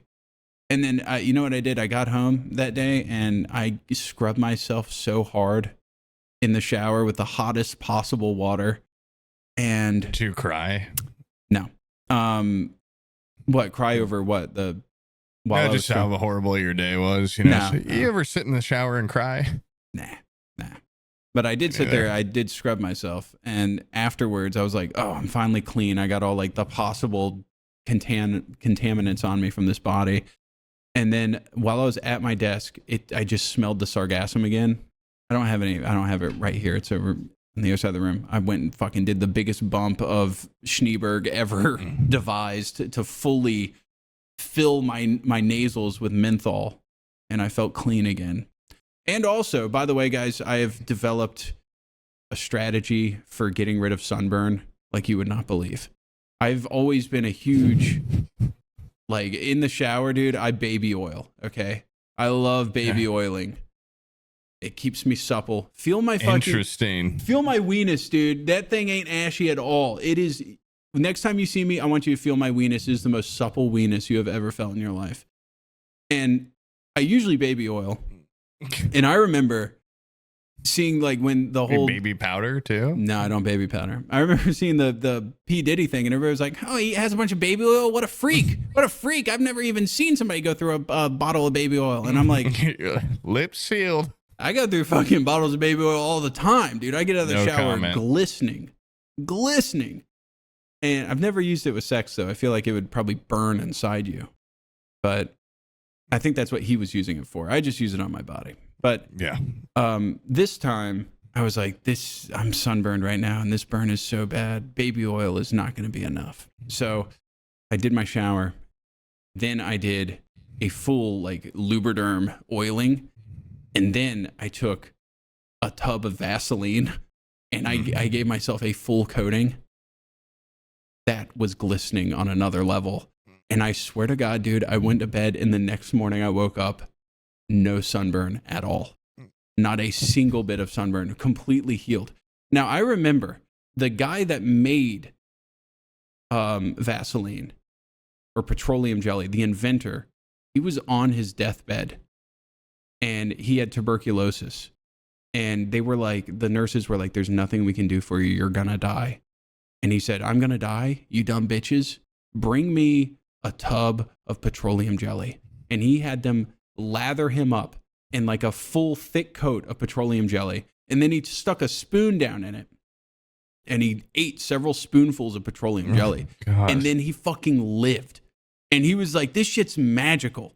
And about a week ago, if you would have asked me about the guy that invented petroleum jelly, I'd say, it's just a coincidence. The guy was just obviously a loon. You know, he was crazy. Yeah. That fucking guy's onto something. Petroleum jelly is a magical, magical substance. Did you eat a little? I'm going to start eating some, I think. I'm going to add it to my diet. With a teaspoon. Mm-hmm. Work your way up. And before you know it, could you put some jelly on this toast? I'm going to start putting it on my toast in the morning. A little bit of petroleum jelly. That sounds fucking disgusting, but I'm a big petroleum jelly guy now, man. I guess I gotta try it out. I guess I'll let me buy see some. Let me see your elbow. Ashy. Let me see it like that. Let me see it like that. Ooh, there's a lightening of Not dry. Yeah, it's but just let me a see it little again. red. Let me see it again. Above the red. No, straight. You gotta straighten it out. The true test is like that. There's a little bit of white above the red. You can tell it looks a little bit dry. Oh yeah, right there where your finger hit. I saw it, dude. I heard it. It went. Well, it felt like sandpaper. Yeah. What the hell, dude? So get some jellies and oils. Yeah, jellies and oils, baby oil, jelly, petroleum jelly. It's big. It's big in this house. It's a cure-all. I'm gonna order it online. I think. I don't think I'll go to the store. Yeah, don't go to the store. You look really weird buying a bunch of baby oil and jelly. Nothing else. Yeah. I'm good. Yeah, but you have to make sure to, guys, if you're gonna follow this, you have to make sure to lotion first, and then petroleum jelly on top. Because it works like, think of it like you're laminating your body, okay? If it's dry underneath, you're just, like your body doesn't absorb That'd be Vaseline. like dangerous. Can you sweat? No, like you really can't, no. Isn't that like bad for you? Well, it depends. Do you have air conditioning? Oh, true. Yeah. I mean, if Europeans are listening to this, fuck off and die. Don't get any petroleum jelly. You guys Actually, suck. Die faster. Put jelly all over you. Yeah, and go lay out in the sun. I've had it up to here with Europeans, dude. I'm fucking pissed at them right now. You're on my shit list. It's the World Cup? No, because of a fucking heat wave that's going through Western Europe, and all they do is bitch about the heat. Oh, it's so fucking hot. You don't understand, it's so hot. And then they sit there and then shit on Americans for having central air. And I'm like, yeah, but it's hot over here too. We have central air. And then they go, oh, your houses are made of sticks and paper. They're not constructed beautifully like ours. I'm like, I don't know. Your houses are fucking killing you because they get so fucking hot, okay? You can't be boiling alive and then shit on us at the same time, okay? I'm 72 degrees year round, baby. It's 100 outside right now. 72 is a little high for a guy like me. 68 year round. 68 year round? Well, I do have to pay my utility bill, and I'd be really scared So to try do I. to. 68 here that'd be pricey. That'd be pricey. I'd be scared. I'm worried that my AC is gonna, during this heat wave, like freeze up or whatever. Yeah. And I'll be completely fucked. Yeah. But this feels like a European issue. I don't know. I just blast it. Yeah. I do go, at nighttime, I'll bump it up to 71 or something sometimes. Or in the winter, I'll keep her around 70. Yeah. But if I go into somebody's house and it's 74, 74 is like, that's a little bit too much, I think. That's 2 Sweat in your degrees bed? beyond. Yeah. I think I would start to sweat in my bed because I like having a comforter. Even in the summer, I do a comforter. me too. Yeah. Me too. And my If you- ceiling fan doesn't work, so I need the AC. Yeah. Oh no, there is a full system. There's a cyclone that happens when I sleep, and if I don't have it, I don't sleep. Yeah. And it's the House 72. I have my comforter. I have a tower fan, another tower fan on Abby's side, in the ceiling fan, and it creates a vortex of sleepiness. And I need that vortex. I like a breeze when I sleep, but some people, the loudness of the fans that they employ in their bedroom drives me fucking crazy. It's like a tin roof. It's like my rain on a tin family would roof. do that. They'd have like everyone in the family when they'd stay over at my step grandparents. They'd all put air mattresses in the living room, and then they'd have 10 fans going. It was deafening. One time I got the ick once. Well, maybe not the ick, but I met somebody at a bar and I stayed over. Nothing happened, but I stayed over, and she was like, forewarning, I've got like I basically have to have this fan on or I don't sleep. And she was kind of hinting like I might have like woman autism or something. You know, I don't know how woman autism works, but it was the single largest and loudest fan I've ever seen in my entire life. It was like an industrial fan that made the entire room move. She sounds incredible. It was so fucking loud that I couldn't sleep. I'm married, but she sounds incredible. The next day, I was like, "It's too loud." Like, I don't know. I don't think this is gonna work out. It's way too loud, and I can't sleep like that. And it's a must. What do you go? Like, I'll sleep in a quiet, dead room when I'm dead. Okay, put me in a mausoleum. But if I'm alive, I want that air whipping and circulating. Jungle noises playing on my speaker, wind whipping me, sea spray hitting me in the side of the face. I want to be like in one of 4D bed experience. You know when they like see if a car is aerodynamic and they hit it, they blast it with that fucking like wind tunnel? Yeah. I want to fucking sleep in that room, and I want to have that wind tunnel going with the little smoke thing in front of me. I can't do it. I like, a breeze. A little breeze. Let me know that I can still feel. I don't want to feel nothing. But when you start getting to like sleep sounds and wind and all these little accoutrements to help you sleep, it's like I can just fall asleep. I don't need all this shit. The problem is like you become dependent on it. Yeah. See, it's like you go camping or something. Yeah. It's like, oh my God, I have my industrial fan. Now what? And I think the only place I would feel at home because of my current situation would be like maybe a base camp on Everest, where like the Himalayan winds are beating down on my tent, and it's the proper temperature. I think I'd sleep like a baby there. I love when it rains. I love going to sleep with it raining. That's a little sleep noise I can get behind. Or if you're camping and it's raining or windy, I do like that. Yeah.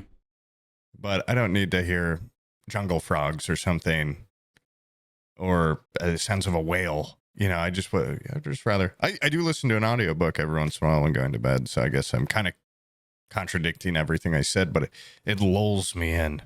Yeah.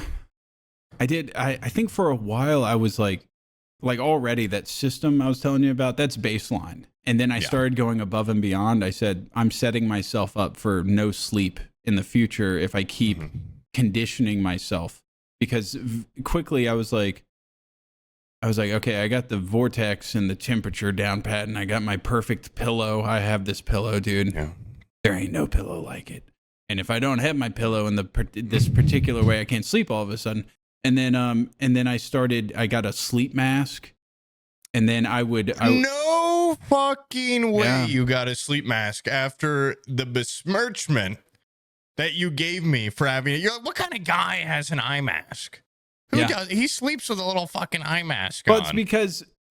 It's because on the weekends we bring the kids into the bedroom so we can watch movies together when we go to sleep.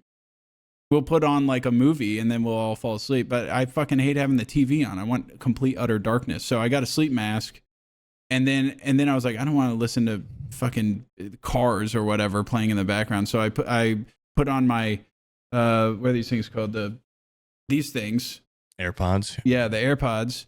And you put the above ear on? I put those fuckers on, and then I would listen to this. I found like this there's like a YouTube video called like Oregon 1850, and it's just like the sound of like what Oregon would sound like in 1850, and it would just be like atmospheric ambience, and I would have that blasting, eye mask. I would fucking take a huge edible. I would take melatonin. Like I am, and you're making you made fun of it so much. Well, it's because yours was while camping.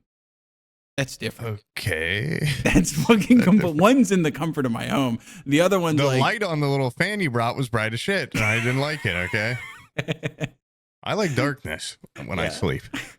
Well, like I said earlier, I'll argue about anything and actually not even give a shit. Like, Yeah. like I actually, like when you call me a bitch for wearing an eye mask. Yeah, I actually really don't care. I just knew that it bothered you. Actually, you know what my favorite one was while we were camping, every time we would go in the van, we would close the door, and it was really loud to slam the side door. And you like develop this tactic where you're like, you can gently just push the side of the door and close it. And I could tell it was bothering you that we would slam it. He's bothering me because there's other people sleeping like 40 feet away. And so I just acted like I didn't hear you. I was like, what? And like, I gotta go grab something out of the van. And we would always, he'd slam it and it wouldn't shut. And we would close it like at the end of Saw, like game over. Yeah. Boom. Slam the loudest fucking van door of all time. You can gently guide it into its spot and then press the end of it. And me and Omid would look at each other and be like, no. No, you gotta slam it. And so Omid just wouldn't shut the door 90% I'm not doing of the time. that just because I can tell he wants us to do it really bad. Out of just common courtesy for the other people around. You're bothering them more than me. But, they didn't say nothing. They were bothering me, and I didn't say nothing to them. Well, they actually didn't do anything bad, but they were just existing, and a little too close. Yeah, they were just there. Sometimes I'd hear a giggle on the wind. I'm like, oh, so your tent's more fun than ours? Yeah. That's weird because we're definitely telling funnier stories in here. I think I already talked about this, but the whole time I'm like, it's just awesome that, I mean, it would probably be illegal, but you could just scare somebody in a tent so fucking bad. Just come up and grab a tent. You could do it. You could throw a big branch on it or something. I mean, it's at a point, it's like, but that's like a place where you could get scared so much harder. Yeah. I mean, it would scare the shit out of me if someone came up to my window at night and like, tick, tick, tick, tick. But in the tent, you're just, dude, if you just grab one tent pole, the whole canopy's tied to a tent pole. Yeah. The whole thing's connected. So if you just grab one tent pole and give it a hard shake and just go like, bah! At the same time, that would scare the fuck out of anybody. And then you just run away. What are they going to do? Come out with a flashlight and find you? It'd be hard to sleep for years after that, which is, I think, awesome. Yeah. As a guy that's been scared a lot in his sleep, I just think I know how effective that would be. Yeah. And if I knew I could get away with it, I'd do it once or twice. Like at a campsite. Yeah. We would have to go a ways from our campsite, though. Like if we did it to that guy right next to us, he hears us just walking up our tent and giggling. We got him. They're scared. You could just drive your car into somebody sleeping in a tent. I mean, if you want to really get there, you could drive that van right through a bunch of tents. You can clean house. I just imagine him doing that to us after we shake his tent. He's just like, he hears us giggling like 10 feet away. Yeah, no, he comes and rides his motorcycle through our tent and does a burnout. Does a burnout on Omid's fucking body. Deserved burnout. He turns into a Mad Max fiend. Oh God. I guess that would even be scarier if you tried to scare somebody and then they got you back tenfold. My turn. Oh God. I don't want to play anymore. I don't want to play.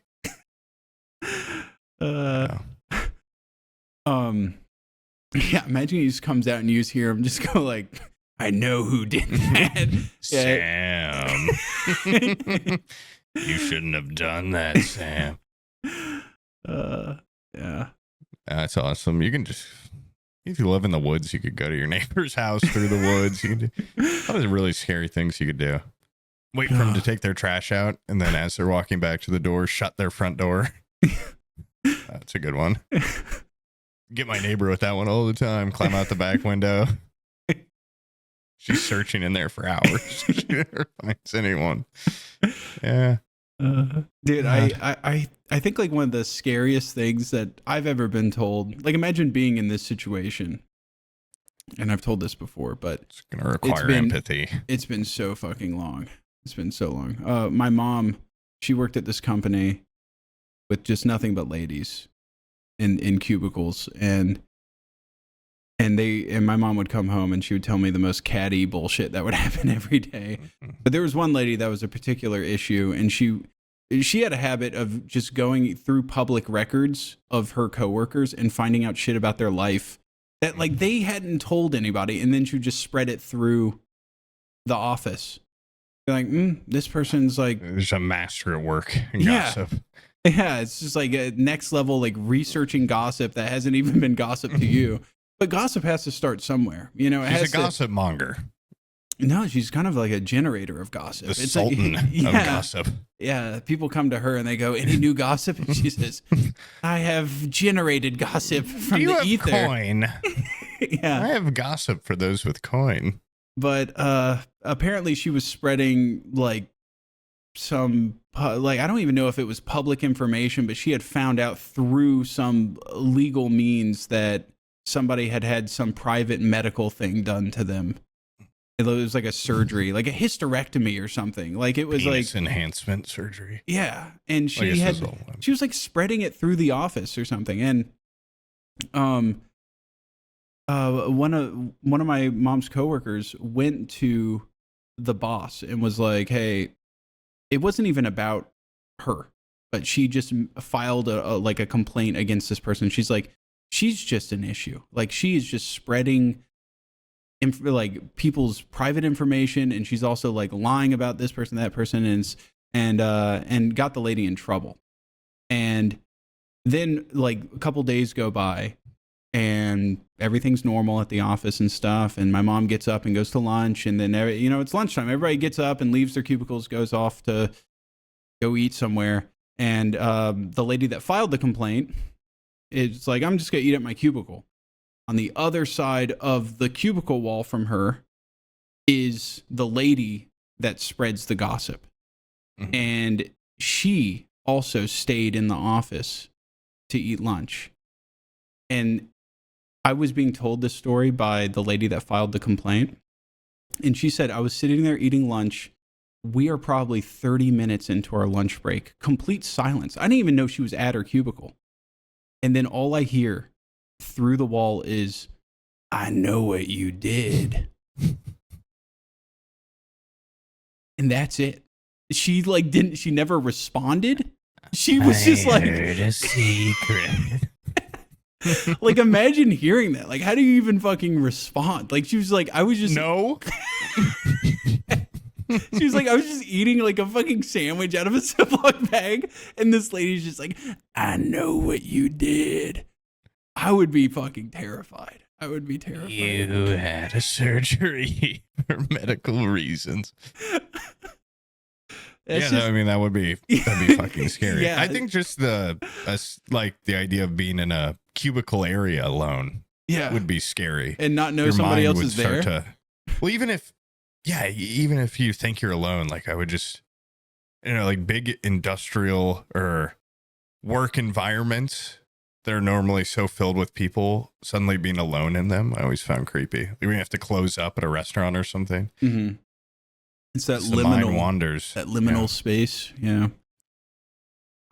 She just didn't reply to her. No, she was terrified. Because the lady was kind of scary. That's awesome. I mean, if you're going to be catty and gossipy, why not be the queen? Why not put a little, God forbid somebody puts some effort into their hobby. Yeah. And does a little research. Asks old exes about your secrets and stuff. Yeah. And then also just being ahead of the gossip on who tattled on them too, and confronting it like a real. It all goes through her.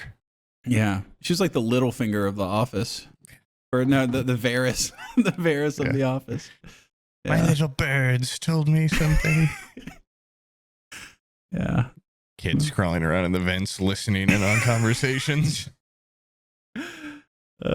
Yeah, but that just listening to her and having like every day she would come home and just be like, what the fuck, like all these ladies just unable to get along, and like they would never have like verbal arguments. It would always just be like, Beth didn't say hi to me this morning, so she's a fucking bitch and I hate her. She must hate me for some reason. And then they would just do like little passive aggressive underhanded things to each other, and it was odd. Sounds like a toxic work environment. It was, yeah. Yeah. Sounds horrible. I'm so glad I didn't go into the actual workforce. Yeah. It's nice. Yeah. But you should hear the things I say about you. Oh, what the hell, dude? I mean, yeah, you know what I did. That's even scarier. You know something about me. Huh? Who's there? I'm going to tell you a deep secret about myself. The reverse gossiper? Yeah. Do you want to know what I did? Sure. Guess who had a miscarriage over the weekend? I did something really embarrassing. Guess who shit their pants? You'll never believe what I did this morning. I didn't say hi to a woman, and then I accidentally sharted in my pants. I tried to clean it in the bathroom, and it got everywhere.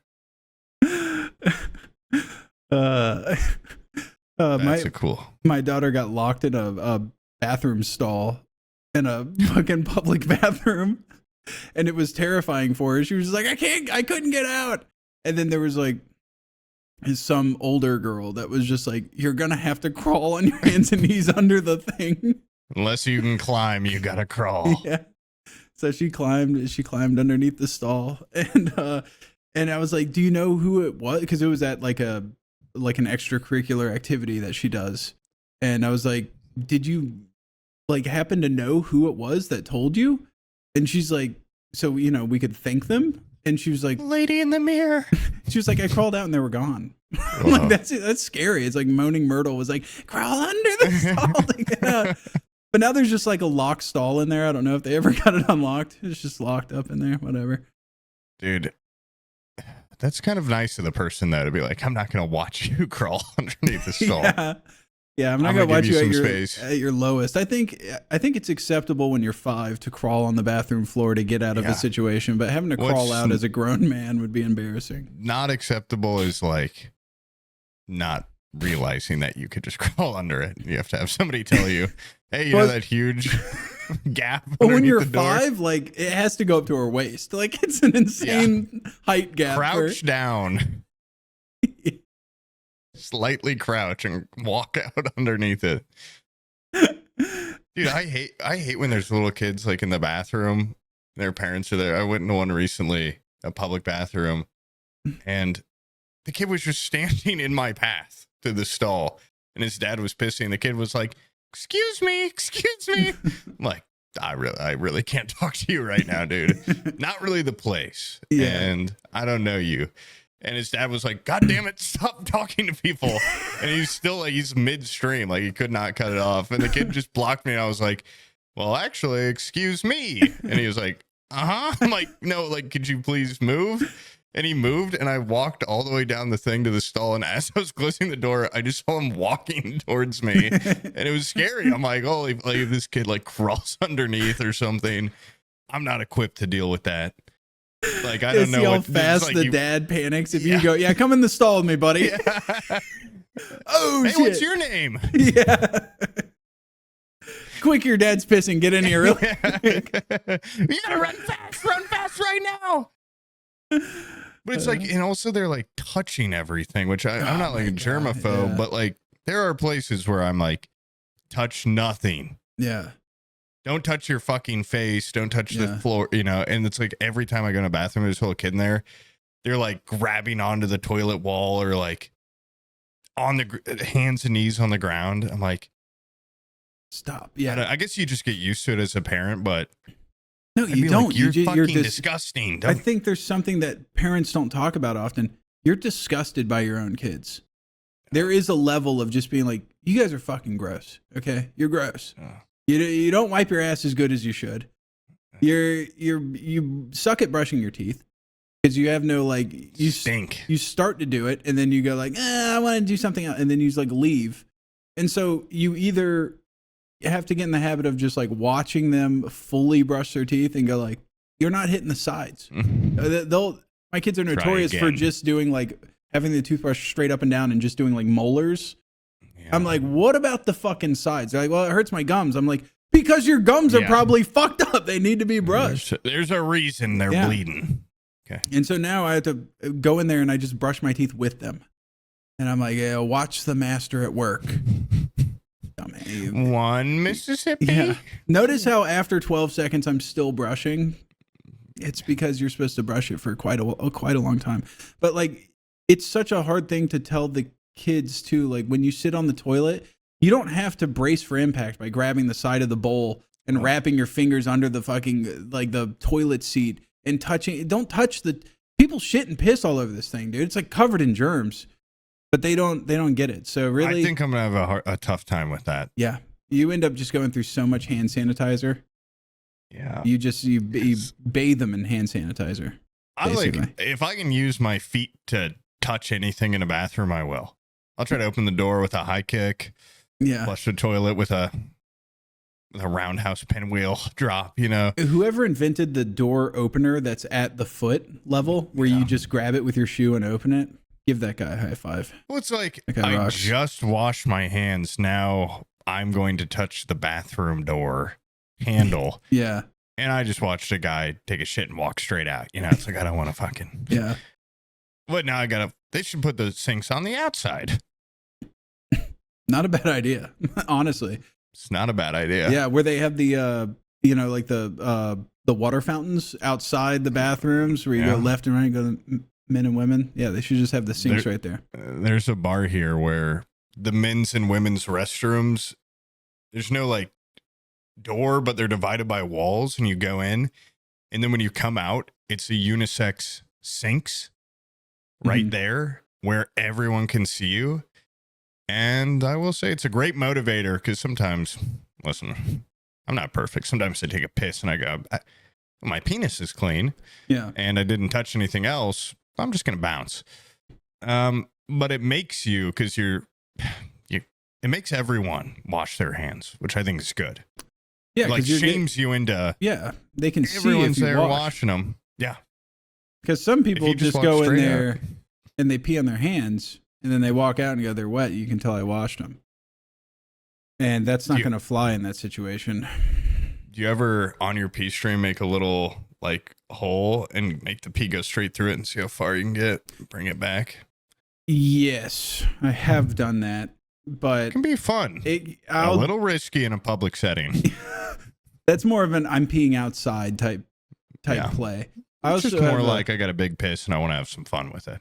I also do like off my back deck beneath it. I have elephant ears that grow. Oh, I love peeing down onto an elephant ear and watching it almost like a rainforest. You know, you get to see where the water flows. Gwen's down there rolling around. Yeah. It smells like worm and piss. Yeah. There's one of the images for like the product image for the blanket I made has Bizzle laying on the ground, and then I'm like, it's like your body, and then I'm gonna cover you up with the blanket to show that you can hide a corpse with the blanket, and it's a selling feature if you need a body to hide. And while he was laying there, I forgot that's where I piss off the deck onto the elephant ear. And like while he's laying there, in between, I took a photo, and then I was like, let me go get the blanket, and I come back with it. He's like, it smells like piss over here. And I'm like, we're kind of that's weird. that's strange. Gwen, damn it! When I see that dog. Oh yeah, you're laying right under the elephant ear, so yeah, it kind of probably does smell like piss right there. I'm sorry, big dog. Yeah. Oh man. Oh, you want to hear some shit that pissed me off? When I go to the doctor, I just had my physical done. When I go to the doctor, he always goes, "Your blood pressure's way too high. You need to cut like salt out of your diet, and you need to like do more cardio and stuff." We had like, it's hard for me and Abby to be able to get time without the kids because they're home for the summer.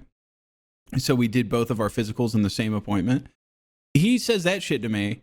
And then he turns around and Abby's like, "Yeah, I have this problem where like, if I bend over and then when I stand up, like I might get like flashes of light." And he takes her blood pressure. She takes her blood pressure all the fucking time. Her blood pressure is so fucking low. 95/60. Like it's so low. And so, you know, naturally when you bend over and then stand up, your blood pressure is going to, you know, go down in your brain. But if your blood pressure is naturally like 130/80, when you go to stand up, it'll go down to like 125/80, which isn't a big deal. But if your blood pressure is like, you know, 85 or something, or 90/60, when you stand up, it goes down 5 points. All of a sudden, that's like, your brain's like, I don't have enough blood pressure to even function or whatever. And he told her straight up, he's like, "You might want to do less cardio and have some more salt." What the fuck? How often do you prescribe that, dude? I feel like 99% of people go like, they're like, less salt in your diet. Yeah. You need to run more. You should relax. Yeah, you should relax and have a very salty diet, is what he told her. I bet that hurt. Yeah. In the car, I was just like, "You bitch." Stupid bitch. Why do you eat my tears? I was like, what the fuck, dude? It's like truly opposites attract if that's your your official diagnosis. I don't think I've ever heard a doctor go, "Yeah, I'll load up on a shitload of salt," is the way to go. And also, who has blood pressure that low? What is she, a lizard? Yeah, that's insane. It's so fucking. I don't know low. what like a good blood pressure is, but I think mine was like 100/70 or something. That's also really low. Yeah, you guys are like cold blooded. I went to the, you know, I said I've never had like a doctor, and I established care yesterday before the concert, and I killed it. Not medically, but I walked in there, front desk lady charmed, nurse charmed, doctor charmed. They just all love me. I did a great job, and I didn't know how it worked, really. I mean, I wasn't there for like a medical issue, but you know, she had me fill out this like depression paperwork or whatever. I was like, I don't know. She's like, do you get sad sometimes? I'm like, yeah, everyone gets sad. And then, but it all boiled down to, she was like, does it affect your job? And I'm like, not really, but like, I don't have like a typical job. And I had to put on the little form, like, what's your occupation? I put content creator. Ugh. Every person there was like, what kind of content do you make? Video game movie. I said in the most eloquent lying way, I was like, yeah, we have like a podcast where we discuss like, you know, films and art and stuff. just not really, you know, exactly what it is, but I wasn't going to tell them the name of it. So I'm like, they can believe that. And everything she asked me, I was just like, I don't know. She's like, well, do you think you have depression? I'm like, I don't know what it's like inside somebody else's head. So how am I supposed to say if like what I experience is normal or not? She's like, I don't know. I'm like, okay, then I think I'm fine. I'll just keep rocking, you know, but I would like a blood panel. And then she's like, we could do that right now, or you could just do it next time. I'm like, let's just put it off the next time. I told her, I'm like, I got a pretty bad issue with procrastinating. I was kind of hoping she'd, you know, I was testing her a little. If she'd be like, no, you should do it now. But pushed my tetanus shot off till next time. I thought people went to the doctor like every 3 months. And when I checked out, they're like, we'll see you next year. What the fuck did I just pushed everything off till next year and I did nothing. So I went to the doctor and just chit-chatted for like an hour. And waited in the room, paid them, waited in the room for a while. And I'm like, I thought I'd see her in a month. And I guess it's an annual thing you go to. It's like a checkup, an annual checkup. Yeah, you're supposed to get your blood work done. I didn't address any real issues that I kind of thought about. Like, oh, maybe that's not great. I just sat there and lied. and Charmed, and pushed it off till next year. Classic. I've made no progress, really, but I have established care. Yeah. The two types of people with doctors that I think are really funny are the people that go in there and go like, I don't want to inconvenience you. I don't want to put a wrench in your day. It's like you're paying them to fucking... I've just never had my blood drawn, so I'm like, I got a concert later, and I don't really want to be like, lightheaded. They don't take a gallon of it. Well, she was like, we take like this much. Yeah, like, it's not like donating blood. And I was like, well, I'll just try to play it safe. I'll do it next time. And she said, I need a tetanus shot. I'm like, will that make my arm sore? And she's like, I mean, a little. I'm like, well, I got a concert, so I don't really. I got a lighter to hold up. Yeah, I don't want to. I got to hold my phone and my lighter up. I don't really want a sore arm today. Yeah. And yeah, she didn't really tell me. I mean, she was just like, you seem fine. I don't know. It was weird. I guess they're feeling you, but she made me lay on the bed and just like touch me, which it was uncomfortable. And she asked my marital status, flirting. And I said, I'm not married. And then later she said, so you live with someone? Yeah, I live with my girlfriend. And then she asked, like, how long you guys been dating? I said 2 years. She's like, so you're pretty, like, you guys are like in it. Like, lady, are you trying to suck the blood out of me or something? What's going on here? And the nurse, oh my God, she complimented my shirt and shoes. And then when I was leaving, she was like, Sam, wait. And I thought she was going to be like, can I have your number? I've already developed this whole thing in my head. I'm like, they all are going crazy over me. And that's when she was like, what kind of content do you make? I make film critiques and superhero conversations. And it's kind of like, Magneto-based content. Yeah. Are you familiar with Magneto? No. Magneto, the master of metal. The maniacal master of metal in Manhattan. Yeah. Dr. Manhattan. I'm sure you're familiar with doctors, at least. Yeah, I couldn't explain it all. They probably thought I was a freak, and they were happy when I left. And I had to get an Uber because something happened to my car. And the guy picked me up at the hospital, and I was like, don't worry, man, I'm not sick or anything. And he was just like, okay. Thought it would be funny. He's like, I go to this doctor. I'm like, oh, what do you go for? And I'm instantly like, that's not a question you ask. And he's like, I don't really want to talk about it. I'm like, okay. Awkward 30-minute Uber home. I'm just like, okay. Well, I killed it with everyone else. What cracked me up about when my mom would go to the doctor was she would go out of her way. This is actually a common trope within my family. They would go out of the way to mask their results for blood tests and mask their ailments that they have and hide them from the doctor. And so my mom, she would go out and buy these pills because she knew she would have a blood test coming up, which goes over your liver functions and stuff. And she would buy these pills that would basically mask how poor her liver was functioning for the blood test. And then she'd be like, look, I got the blood work back. It's great all across the board. Doctor's really happy. Prescribe 5 more beers. And I'm like, Mom, it's not your dad. It's not like a cop. He's not going to beat you for drinking beer. Why would you? What is was it like? I don't know. Willful ignorance about it or something Well, I mean, that's why I was scared to go because it's like, what you don't know won't hurt you. Since I haven't been in so long, it's like. Yeah, but you can't fix something if you don't know the information. Oh, I know. Yeah. It's not logical, but it's like, if I go there, I feel fine. If I go there, they're going to be like, you're a depressed cancer patient. I'm going to be like, oh my God, fuck, I am.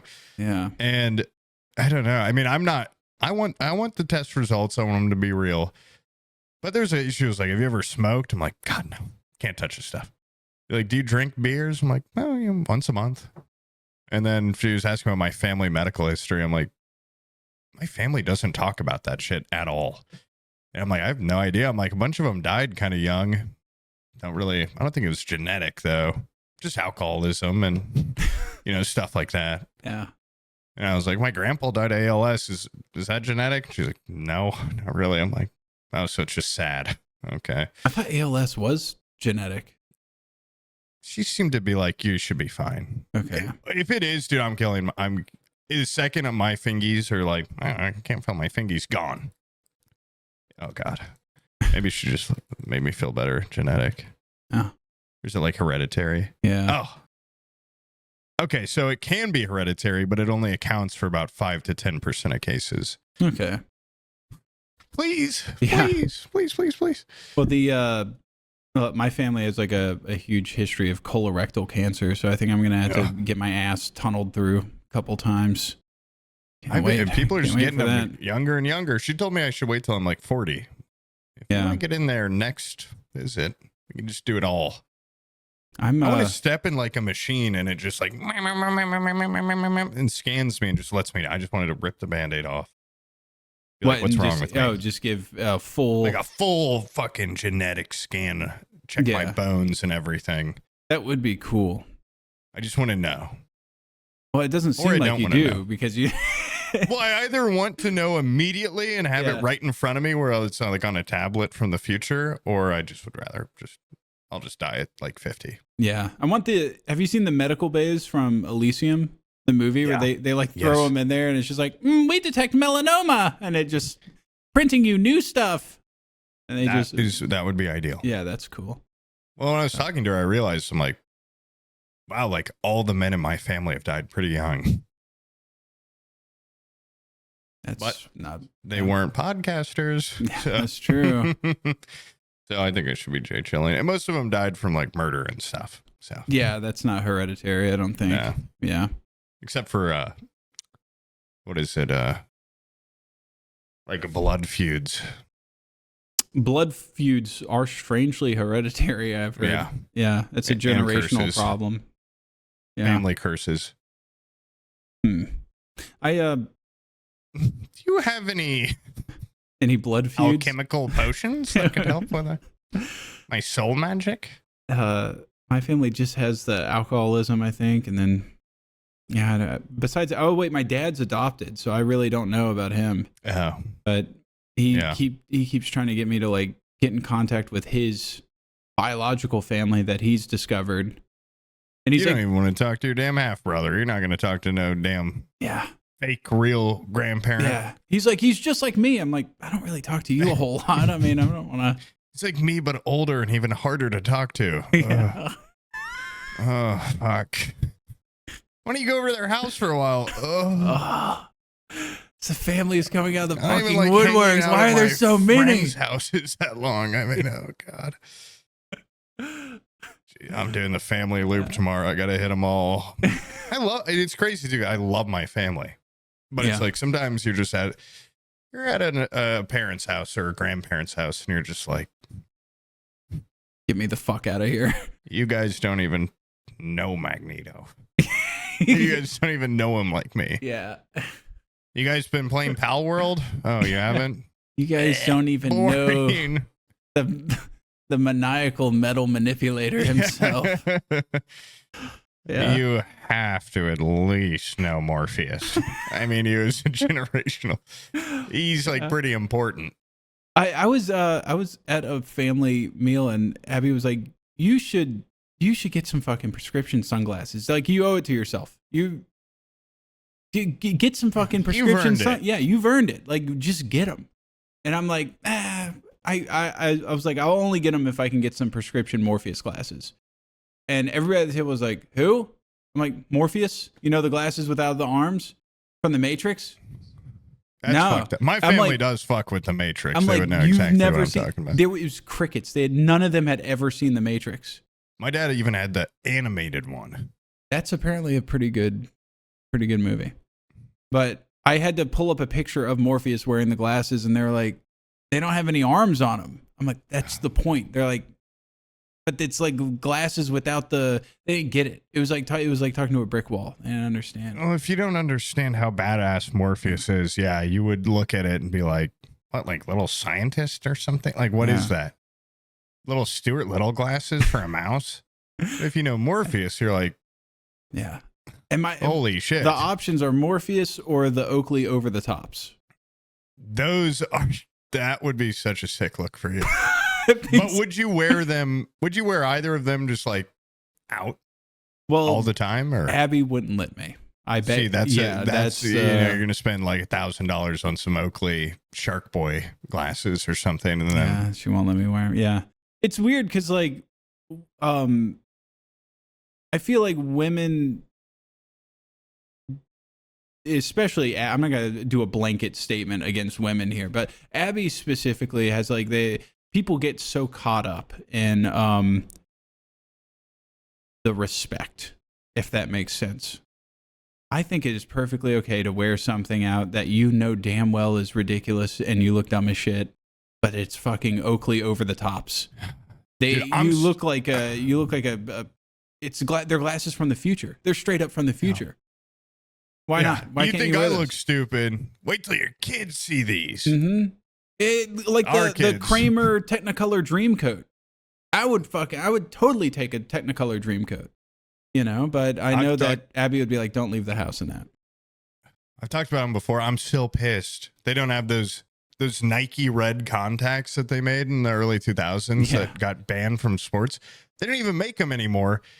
And I love they don't make all my Oakley sunglasses over the tops either. They're rose tinted. Yeah, but contacts, like you think they've got some fucking -7s left in stock somewhere. Yeah. You know, those things expire. But like, I love like red tinted glasses. I just love the way it makes the world look. And if I could put those just straight in my eyes, they're supposed to make everything just look better. Why don't we have them? Why are we not all walking around with red eyes? I wouldn't even want them to be red. I mean, it'd be kind of. What are you talking about here? Are you talking red, or are you talking like a slight amber hue? Because if you're talking about like would wear them, they look scary.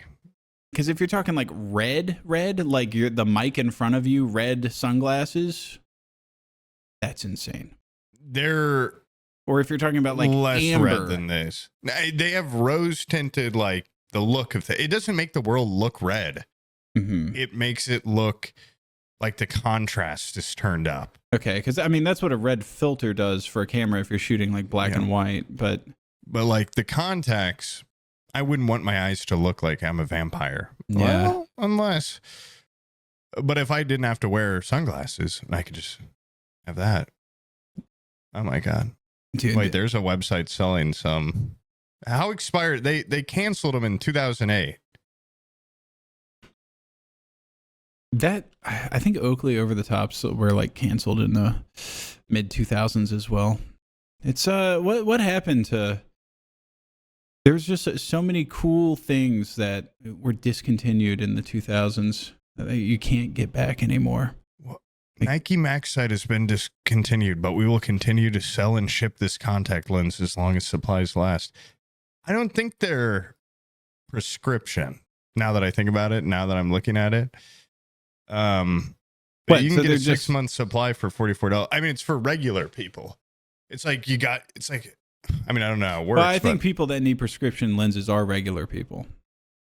Right. We're regular, but, you know. We're people too. Anyway, it added visual clarity and it had a great sports utility. It's what made the tennis ball like a more vibrant color, right? Yeah, and they could see the football better. It's like an unfair advantage, but I wish we'd embrace that. Yeah. It's a culture. But like then all of a sudden, if you're litting, actually, you know what? I'm gonna go ahead and just agree with you because this is one step further towards our beautiful cybernetic advancements. Okay. Yeah. Like that guy, Oscar Pistorius with his fucking spring legs. They put him in the Special Olympics because he ran faster than a normal guy with normal legs. And that's, I think, an advantage. In a perfect world, the Special Olympics would be for special metahumans. Yeah. And like Charles Xavier's school. I think it's also kind of unfair to like the people with developmental disabilities that are in the Special Olympics. And then they put Oscar Pistorius in there, who's like, we've melted man and machine together and race against him. I do wonder if they probably have like different divisions in it or something. The cybernetic division, and then the guy that wasn't all together. Yeah. Guy with laser tracking eyes, jetpack legs. Yeah, Now they you're have going big against fucking like car Goofy. welding arms, like putting Yeah. on his legs before the race, like yeet, yeet, like a pit crew.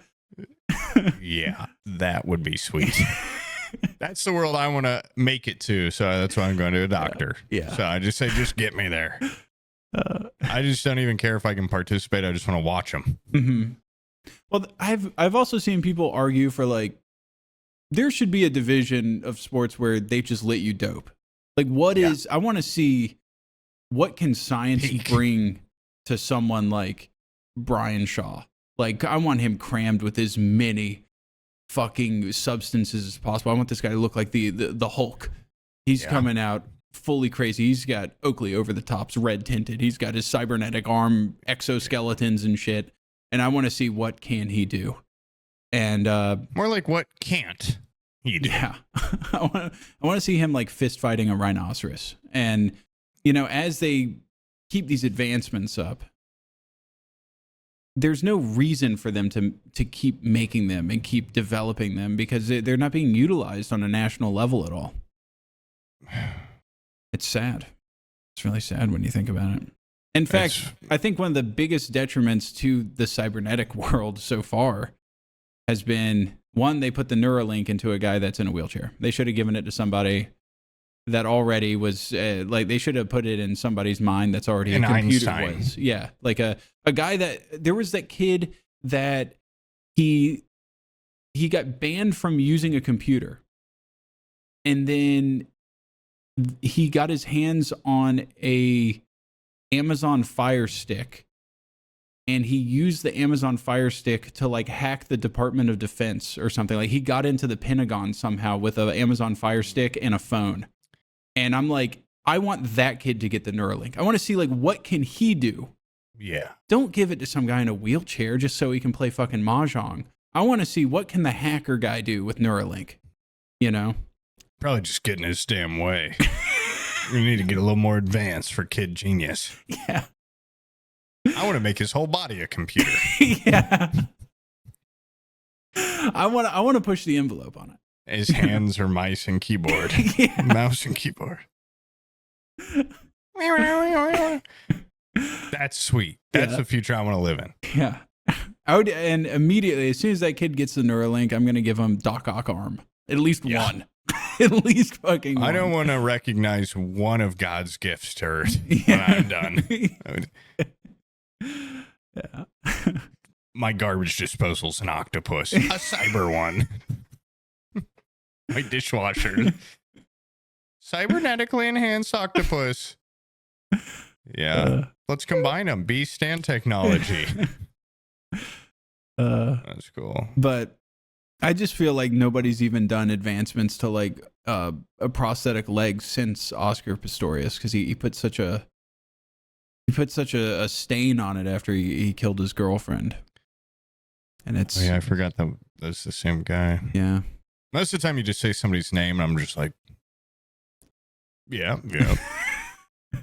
Right. Yeah. Right. The guy with the guy with the robot legs. Robot leg guy. Yeah. But I do remember that when he killed his wife. Now there's some funny pictures of him after he got arrested, because in prison they took his legs away, so he's just walking on his stumps around prison. He's like 4 feet tall, and well, that's all I got there. He's just in a jumpsuit and he's just walking on his stumps, which you see the bottom of him and you would think that doesn't seem very comfortable to walk on, but he's able to just. He looks like a hive from Kenshi. Like he's got like There's guys on TikTok that start walking like gorillas. Their hands are built for it. Oh yeah, I've seen that guy. Yeah. Get used to it. That guy, the way he wears his pants, the Gorilla Man, he looks like a Kenshi character. Yeah. Just to bring it back to Kenshi again. I just got one of the worst texts I could possibly get. It better be so. What was it's it? not something as sad as baby shoes never worn. It's that my she thinks her car just broke down on the way home, which would leave us with a total of 0 cars. Ooh. As a household. That's not good. And it's like, I got to be the man of the house. How do I help somebody that's car's broken down when I myself don't participate in society. I am very stupid. Do you have a Razor scooter? Women love getting picked up by a guy with a Razor scooter. I'm going to text the bug guy. I'll sign up. You give me the hoverboard. Hoverboard. Hey, Australian hunky guy, can you hoverboard over to my girlfriend? The Australian guy was the first guy. This was a different guy. The American had the hoverboard. Yeah, can you... Don't talk to her. Don't even look at her. Wear a bag over your head. Save her. I'm probably going to have to do the equivalent. I might have to call Happy here in a minute and be like, you come pick me up so I can go help my girlfriend. Can you help her? It's too hot for a guy like me outside right now. But seriously, I do need to leave. Yeah. Yeah. Happy drops her off. You're in the front yard with your pink apron and sun hat, pruning your rose bushes. Oh, honey, I'm so glad you made it. Yeah, hand on it. Oh, I'm so glad so glad you made it home.